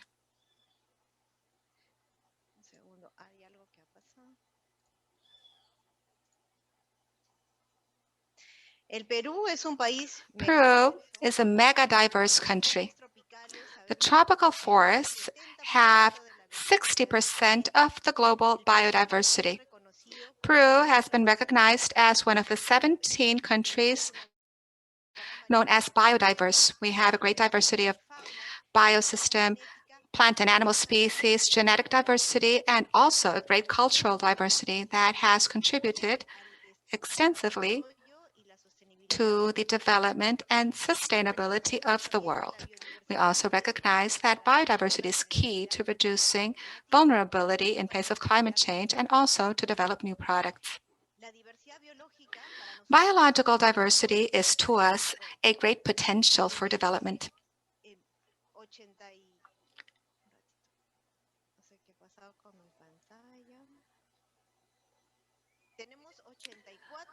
We have 84 of the 104 life zones of the world. These are found in Peru. And we also have 39 ecosystems at the national level. This means that we have a large amount and a great wealth of species of wild plants and animals. And we recognize that almost 1/3 of the population depends on biodiversity resources to live. For us, the Regional Biological Diversity Program of the Amazon provides a guiding framework for the conservation and sustainable use of biodiversity in the Amazon countries to be able to advance together towards common goals. We recognize that it has required a great effort and that the value of having all the countries participate is extensive, knowing that our biodiversity is of the greatest importance for the world. This has been coordinated by various institutions that are currently shown on the slide. But it has also required a very important work on behalf of the ACTO Secretariat to support us to achieve the document we are presenting here today. This document presents new conservation approaches. We need to go beyond just thinking of national protected areas. We need to think of conservation in terms of landscapes, thinking of migratory species, thinking of ecological processes, and of the importance of ensuring connectivity. We also need to think of productive conservation, sustainable use, and adaptive management, thinking of a comprehensive ecosystem approach. We also need to add value to participatory management and recognize that local inhabitants are fundamental for conservation and that they will do so more if they receive benefits. The approach of One Health was also fundamental. It was important to recognize its importance to our well-being. In terms of priority cooperation opportunities, we believe that starting with an assessment of biodiversity and ecosystem services is fundamental to be able to halt the deterioration of all this. This requires the participation of different experts. Also, regional mechanisms and instruments that help us in this conservation, thinking of other forms of conservation based on areas, and also the generation of different instruments in which the countries have already advanced. This also will help us to achieve greater synergies and to recognize that we are not starting from scratch. We need to look at maps, inventories, protocols, identification guides.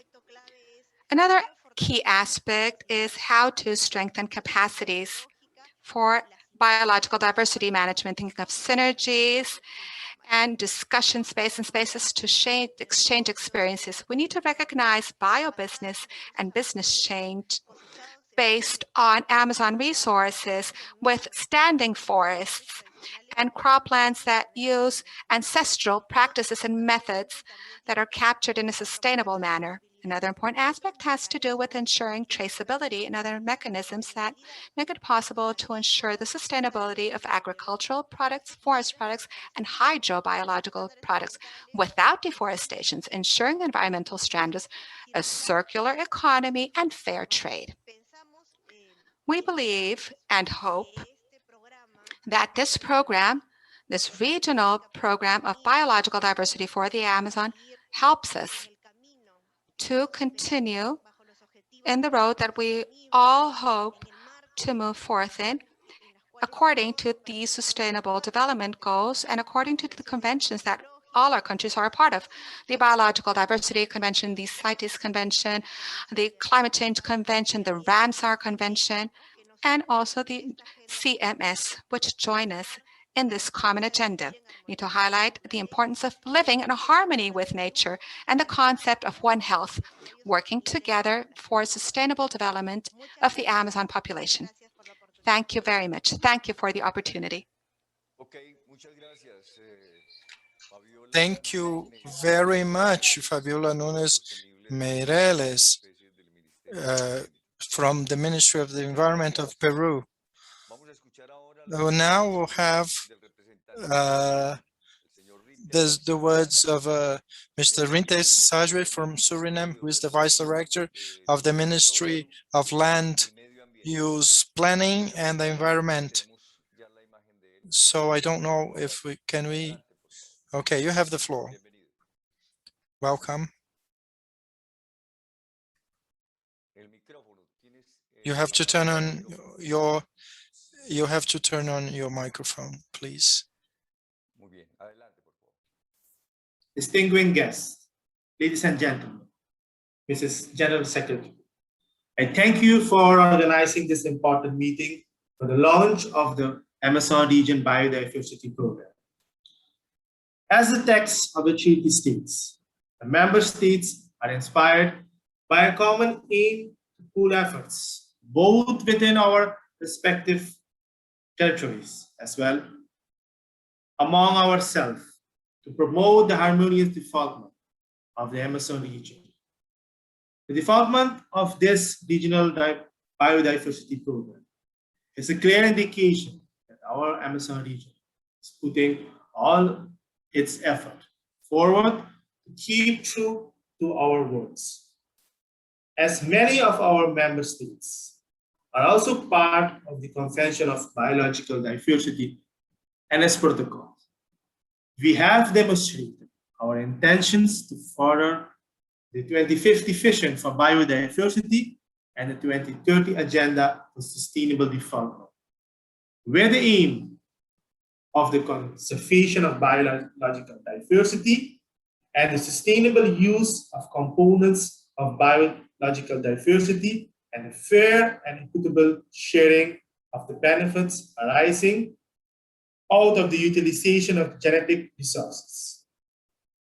This day marks a clear sign that we as a region are eager to undertake joint actions and efforts to promote the harmonious development of our territories in such a way that our joint actions will produce equitable and mutual benefits results, while we also take care of the preservation of the environment and the conservation and rational utilization of the natural resources of the Amazon region. Although the COVID-19 global pandemic has stagnated the timely finalization of this document and the interpersonal negotiations were limited to the virtual platforms, these negotiations were continued on. We are most proud of the efforts our region has put forward to achieve this great feat, while the face-to-face negotiation of the post-2020 Global Biodiversity Framework of the Convention of Biological Diversity are still not assured. As a nation, the Republic of Suriname has taken this inspiring achievement at heart, and we want to emphasize our national commitment to this program. As the 5th edition of the UN Global Biodiversity Outlook report states, we have not fully met Aichi biodiversity targets, and only 6 are deemed to have been partially achieved. It is therefore crucial to take a lesson learned into account, as we are currently in the process of negotiating a new set of global biodiversity targets for the period between 2021 and 2030. On this note, we strongly welcome conducting of scientific research, technology, and innovation within our national border-related Amazonian biological diversity. It will create a more suitable condition for the acceleration of the economic and social development of our Amazon region. These fields are in its initial phase, and especially in our country, and we have limited resources to extend their efforts. Although we have our own national research institution, they could use these joint regional efforts on this program to further extend their knowledge and technology transfer opportunities that will be created while implementing this program. But also, we encourage knowledge-seeking efforts to be conducted in cooperation with other regional institutions, since there is still much to learn from our Amazonian forests. The Republic of Suriname has 11 natural reserves, 4 multiple-use management areas, 1 national park, and 2 specific protected forest areas. Although most of our protected areas are in the coastal areas, our largest 1.6 million hectare Central Suriname Natural Reserve which is situated in the central part of our nation. We are looking forward to collaborating with other member states to implement the development strengthening measures of the National Protecting Area System in articulation with other effective area-based conservation measures.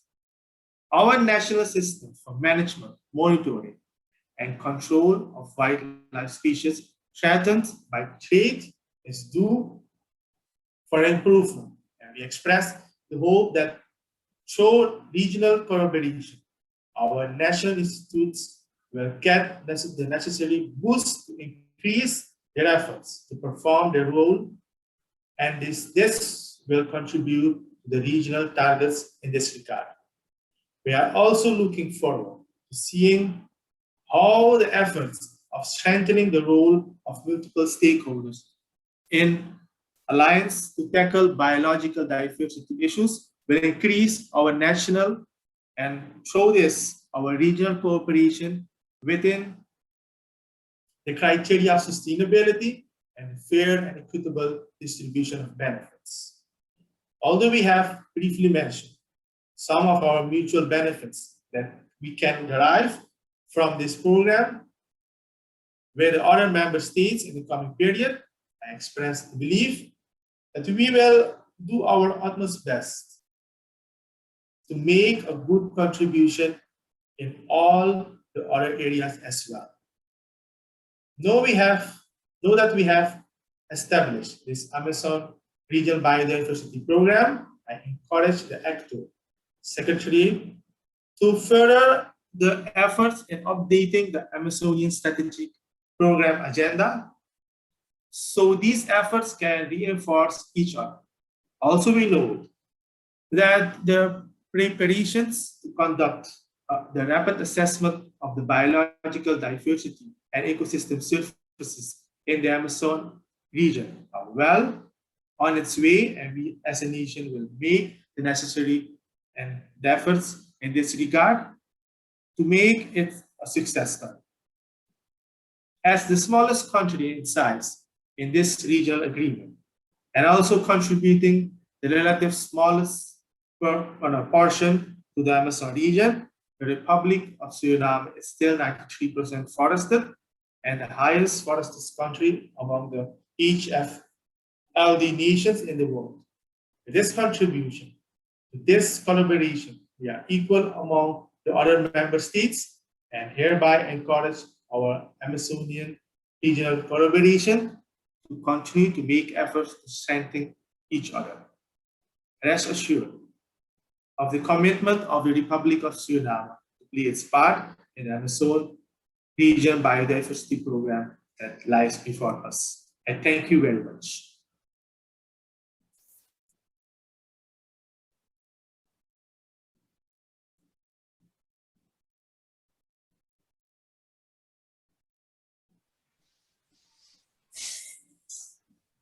Okay, muchas gracias. Thank you very much, Mr. Ritich from the Republic of Suriname. Now I would like to invite the representative of Venezuela, Mrs. Carly Diaz, the Director for Biodiversity in the Ministry for Ecosocialism. So you have the floor, Mrs. Diaz. Thank you very much.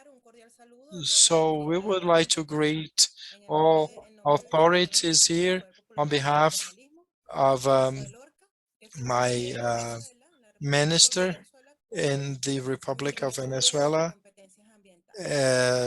considering that we have environmental jurisdiction. So please accept my greetings from to Mr. David Cooper, Mrs. Sandra Moreira, Ambassador Carlos Diaz, and all distinguished delegates, ladies and gentlemen. Indeed, you see that the countries in the region have come to this point where we have agreed on a biodiversity program So this is a very momentous day for ACTO, especially given the importance of Amazon for the entire world, which covers 44% of South American area. And so I'm particularly proud of this. So the most part of the Amazon is represented by our brother country of Brazil, where we can see a significant number of strategic areas that are vitally important in terms of protected areas in the world.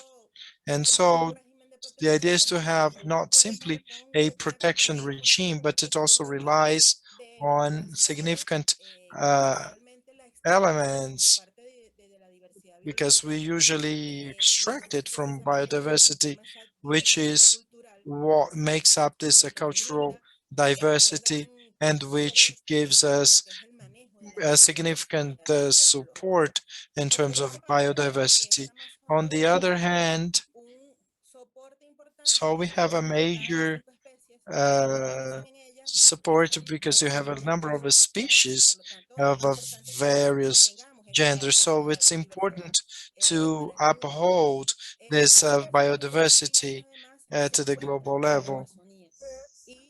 And the Amazon also provides, as many of those who spoke before me, it accounts for a significant portion of non-frozen fresh water in the world. So we have a cultural diversity, biological diversity, and a significant amount of water.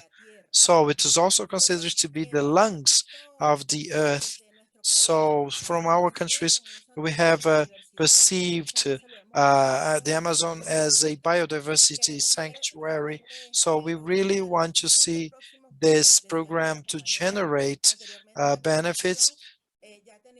So we already have some preliminary studies where we have identified the types of plants, birds, mammals, the billions of insects also found in the region that have been discovered over the past 20 years.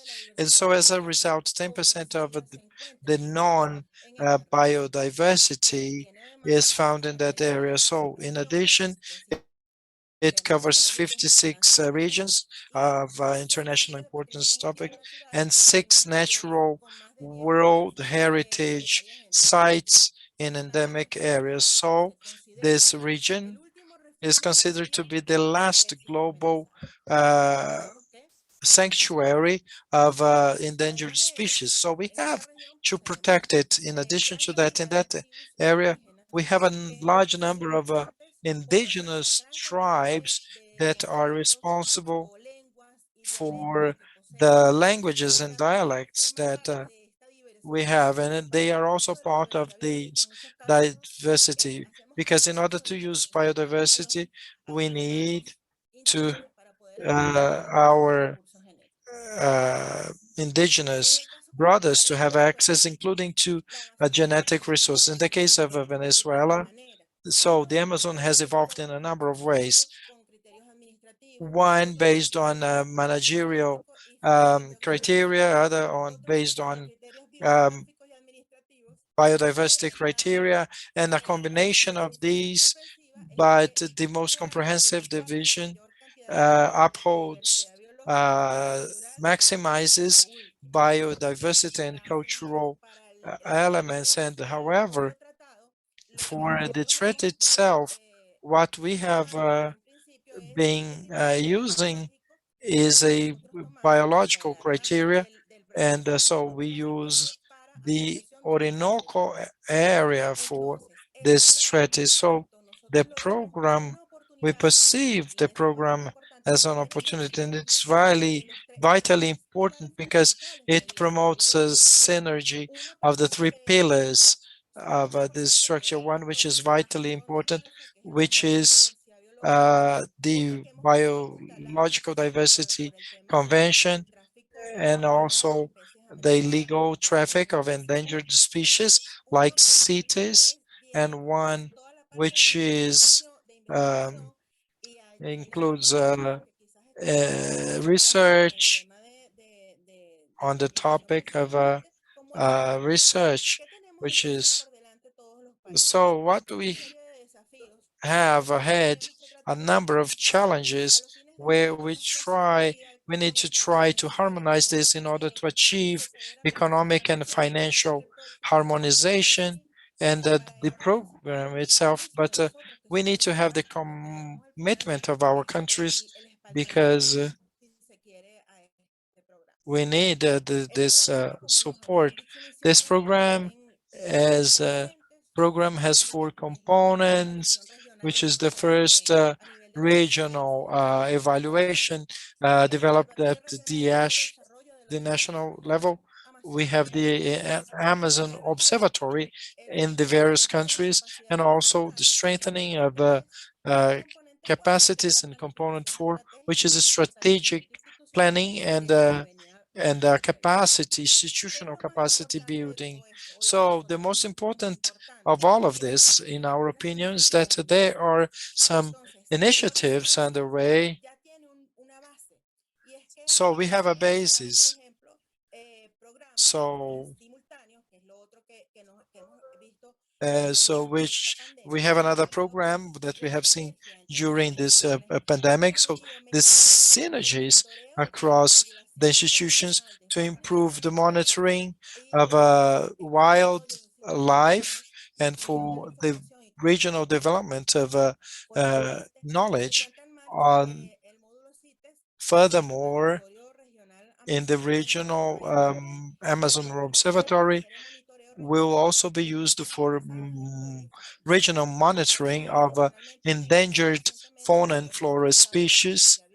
And also a big strength that we have is that all ACTO member countries have national strategies and plans regarding biodiversity, which are also interfacing with the convention, and also committed to the development of instruments which the BCD.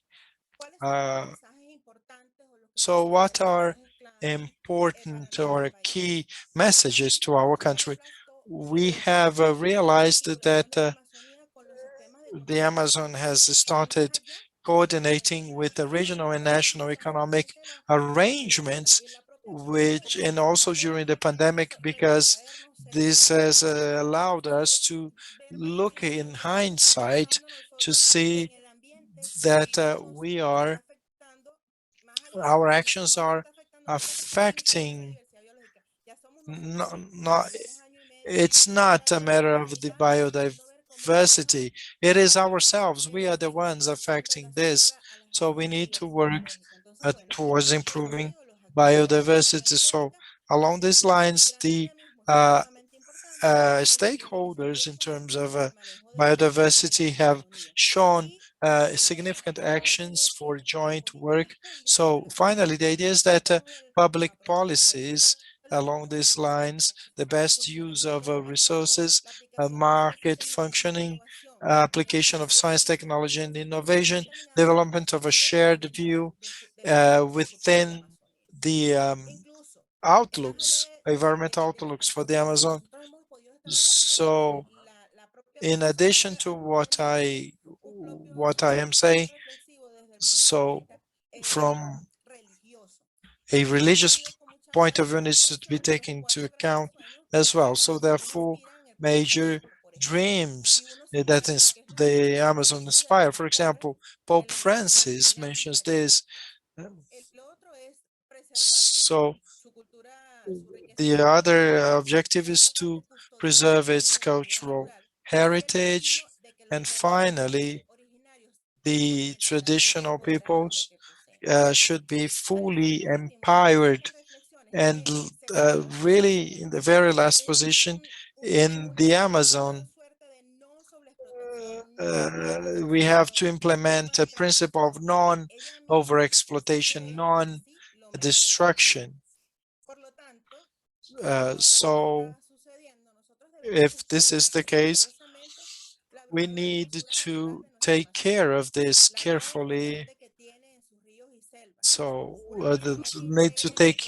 the Amazon should integrate the impacts on its rivers and the forests so that livelihoods can be improved, so that we can have sovereign arrangements for the management of fresh water and other resources, to work on pilot programs where we consider that we'll be able to succeed once this program is launched. So we have the 43rd anniversary of the ACTO, and we are fully willing to participate in this, and most importantly, contribute to the conservation of life on the planet and biodiversity at the global level. Thank you very much, Mrs. Carly Diaz. Now, because of our agenda, we were not able to speak with Bolivia, but I think now we have Cynthia Vargas from the Madre Terra unit from the Ministry of External Affairs of the plurinational state of Bolivia. So welcome, you have the floor.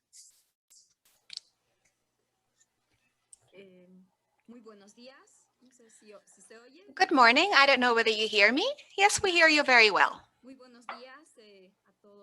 Good morning to all the representatives of ACTO, of CBD, IPES, all of those who are with us here today, ECLAC, all the representatives of the member countries,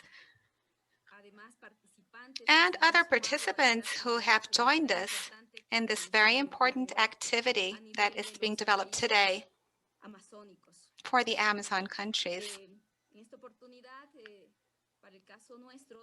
For us in Bolivia, it is an opportunity to emphasize the working process that has been involved in the development of this program in our countries.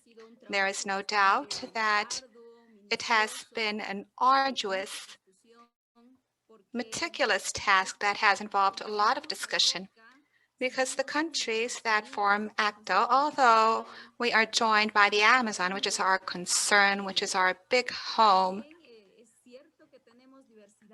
we also have different visions and different conceptions and laws. I mean, not just visions, but laws in our countries, despite of which we are joined by something. We are joined by the interest in working for the Amazon. In this sense, in the case of Bolivia, I'd like to emphasize, for instance, that Bolivia is very much characterized by being a mega diverse country. In fact, a large part of the biodiversity in our territory is located exactly in the Amazon region. As a country, we are amongst the 10 or 15 first countries with the greatest amount of biodiversity in the world. We are an important country in terms of biodiversity of birds, amphibians, mammals, which is precisely the result of the management practices that we have instituted in our territory and of our vision in terms of the relationship that we need to have with Mother Earth. This vision that we have made an effort to present in different scenarios and in ACTO as well has also been possible to be able to recover the development, not just of this program, but of other initiatives that we are undertaking. For us, there is no doubt that speaking about biodiversity also involves speaking about the genetic variation that we have in our countries. It involves speaking about the diversity of life zones and of the importance of environmental functions that make it possible to have a comprehensive view of the territory, which is what we, in our national policy, try to advance. We don't want a fragmented view of natural resources. Rather, we want a comprehensive view, because these environmental functions that Mother Earth provides us are would allow us to ensure that we are able to produce and reproduce a diversity of productive processes. It provides us with an abundance of fresh water to regulate the climate. So for us, it's important to speak about these concepts that we have been able to broadly discuss in the different sessions that we have been able to share with the different representatives of the member countries that are members of ACTO. It is also in the sense that it has been important for us to incorporate in the discussion the importance of the views of the indigenous peoples that inhabit our territories. In Bolivia specifically, we have a plurinational state, as we call it, precisely due to the diversity of indigenous peoples and nations that we have. These being the tribes that precisely inhabit mostly the Amazon region. In this sense, the work we do under that concept and under that vision with this population needs to be substantial and needs to be undertaken in great proximity. Many of those that have spoken before me have also emphasized what I will emphasize now. As we have come to develop this program, which is doubtless a very important program because it will allow us to form the platform for collaboration, a space for our countries to collaborate in terms of biodiversity and environmental functions. And in the process of implementing all this, it's important for us to actually be able to recover all the wealth that we have amassed in the process of developing the program. In terms, for instance, not just of recovering the diversity of legislations and visions that we have in our countries, but also in terms of being able to share all these criteria to see how, as countries, we can contribute to the development of public policies through these reflections, that there is no doubt that the implementation of this program will provide by opening spaces in which we are all able to talk extensively about these issues. It is also important that in developing this program, we can create inter-scientific dialogue spaces with representatives of the communities so that we are able to also rescue, recover, strengthen visions in relation to biodiversity management, not just for Bolivia, but also for other brother countries that are participating in this effort of Amazonian cooperation. There is no doubt that this program will allow us to identify some weak points as well in our countries, points on which we will have to work, in some cases individually, and in other cases jointly, but still maintaining close ties. The fact that this Amazon territory is formed by different countries that are effectively divided by their boundaries does not mean that the actions that we will develop in our territories will not have to be concerted processes. It actually means that we will need to drive concerted processes. I reiterate, we need collaboration spaces. We cannot fall behind. There is something that our Vice President says a lot in his interventions that concerns us all. We cannot lag behind. We all need to advance at the same rhythm. So the space that we are generated in light of this program, I believe, will allow us to advance precisely like that, by sharing knowledge between countries, learning or relearning or recovering the views of our indigenous peoples in order to be able to advance jointly in all aspects that affect biodiversity and environmental functions. In the case of Bolivia, we have a set of regulations that we have been developing throughout the last years. Many of them have also been modified because we have found that they require more work or adjustments. We have at this moment rules that allow us to break with this anthropocentric view in terms of our relationship with biodiversity. For us, it's important to look at integrality, Mother Earth, and to see how, in light of that, we are able to define and delineate the different policies in the various territories. These are aspects that, for us, will be very important to share with the other countries.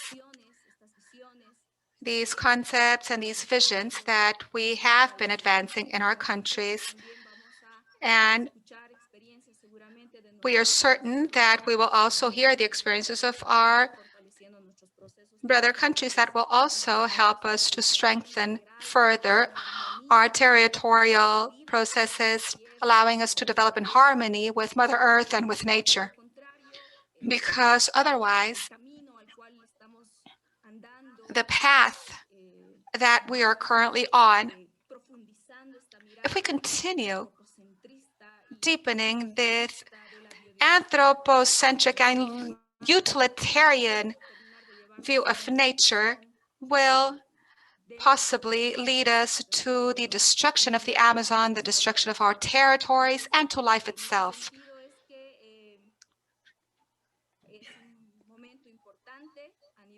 In this sense, this is a very important moment for the countries that form the Amazon Cooperation Treaty Organization. It is a program that will be able to open very important spaces for collaboration amongst us. And Bolivia is committed. The various actors that are part of the issue of the environment, biodiversity, of Mother Earth, are going to be very much involved in the implementation of this program and various others that we are currently developing. Thank you very much for inviting us, and we hope to continue working on this together in a coordinated manner. Thank you very much for all the information provided by the panelists that spoke before me, and I'm certain that we will also be able to contribute to other spaces through this space, such as CBD, IPES, and others that are ongoing. Greetings from Bolivia to all of you. Thank you. Thank you very much, Ms. Cynthia Vargas. Thank you very much to the representative of Bolivia. We are now reaching the end of our event, which provides a lot of information. I am going to give you some announcements now, because at the end, it's important for you to know that we will have a final picture. But I would like to go back to something that I heard that is important. And the fact that we need to really thank everyone that is behind this, Cristian Guerrero, the technical team, the permanent secretariat, all of the people involved in the preparation stages. And of course, also to the ambassador and executive director of ACTO, Mr. Carlos Casali. So for the closing remarks, I leave you here with the ambassador. Go ahead, ambassador. Thank you, Carlos. I would like to ask you please to start my video. Do you see me?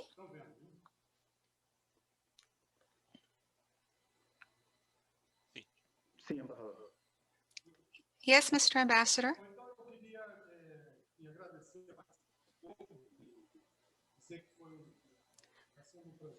I would like to thank you all and to say that it has been a great pleasure to be able to participate and to have the honor of closing this event. I would like to say that we all heard, and I particularly heard, all the interventions with great attention, specifically the interventions of the 8 member countries that just spoke. I would like to, at this point, interpret some of the ideas that were put forth by the countries that, to a certain degree, show that there is an important convergence taking place.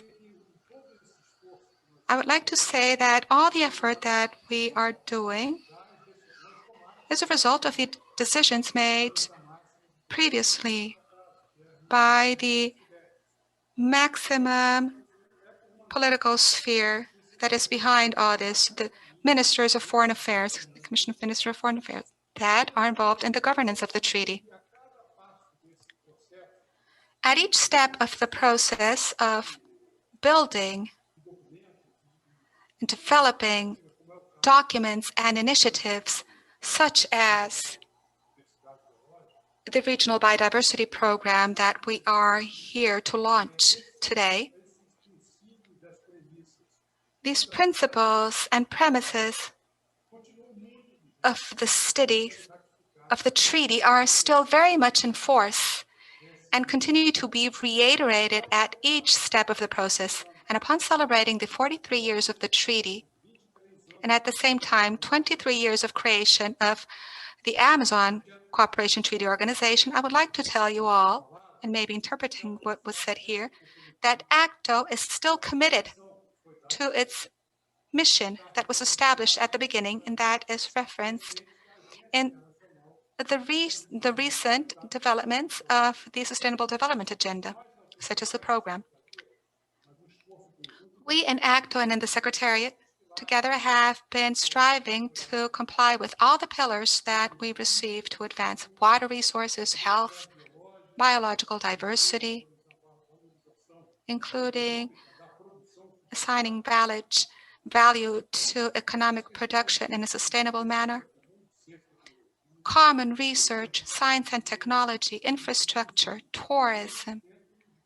All of these things, as was mentioned here by the representative of Bolivia, under a holistic approach. We need to work that way because the Amazon has a geographic uniformity that we all share. I'd like to recall something important.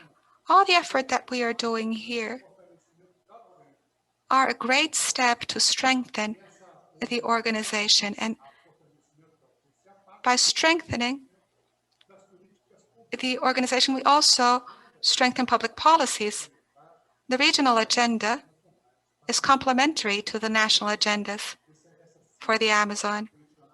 So this regional synergy mentioned by some participants of the countries is therefore extremely important. In the case of the program, it is no coincidence that the program was approved on May 21, the day before the Day for Biological Diversity, as you heard from the director of the Brazilian Cooperation Agency.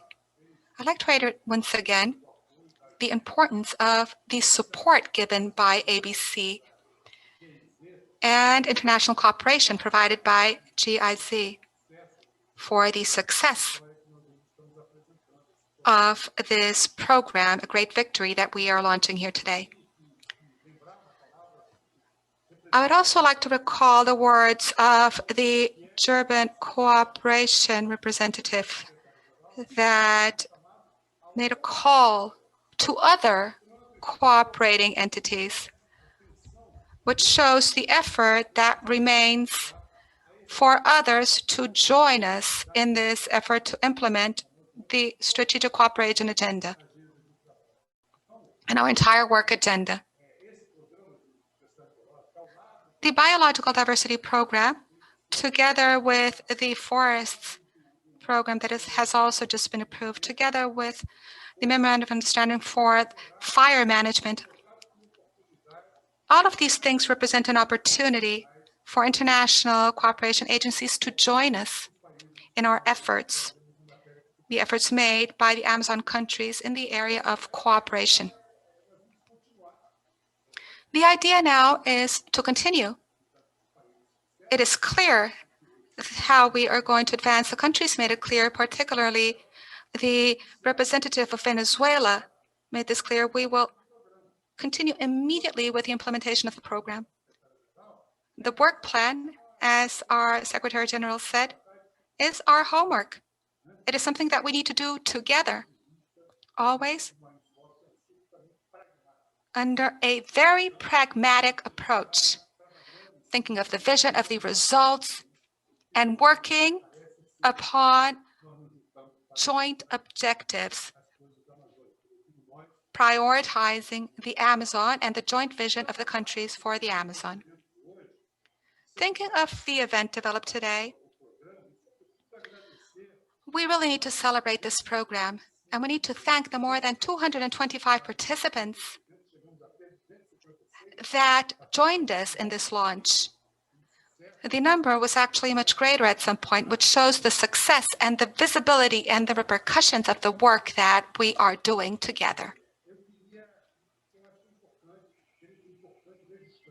It's important to record the commitment, and this is a very important message, to record the commitment of all the countries, of all the Amazon countries, with the sustainable development of the Amazon, and specifically the confidence in our ability of the Amazon countries of cooperating in the region, building on something that many delegates mentioned, a joint vision. And those are the words I would like to share with you to conclude this excellent event, this very good day, this excellent event led so well by Mr. Carlos, providing us a wonderful opportunity. Thank you very much, everyone. Thank you for your participation, and let's continue together. Now I give you the floor to continue the closure of this event. Okay, just that you turn on your cameras so that we can really have a record for posterity here. Julio Sampaio, who is taking the picture?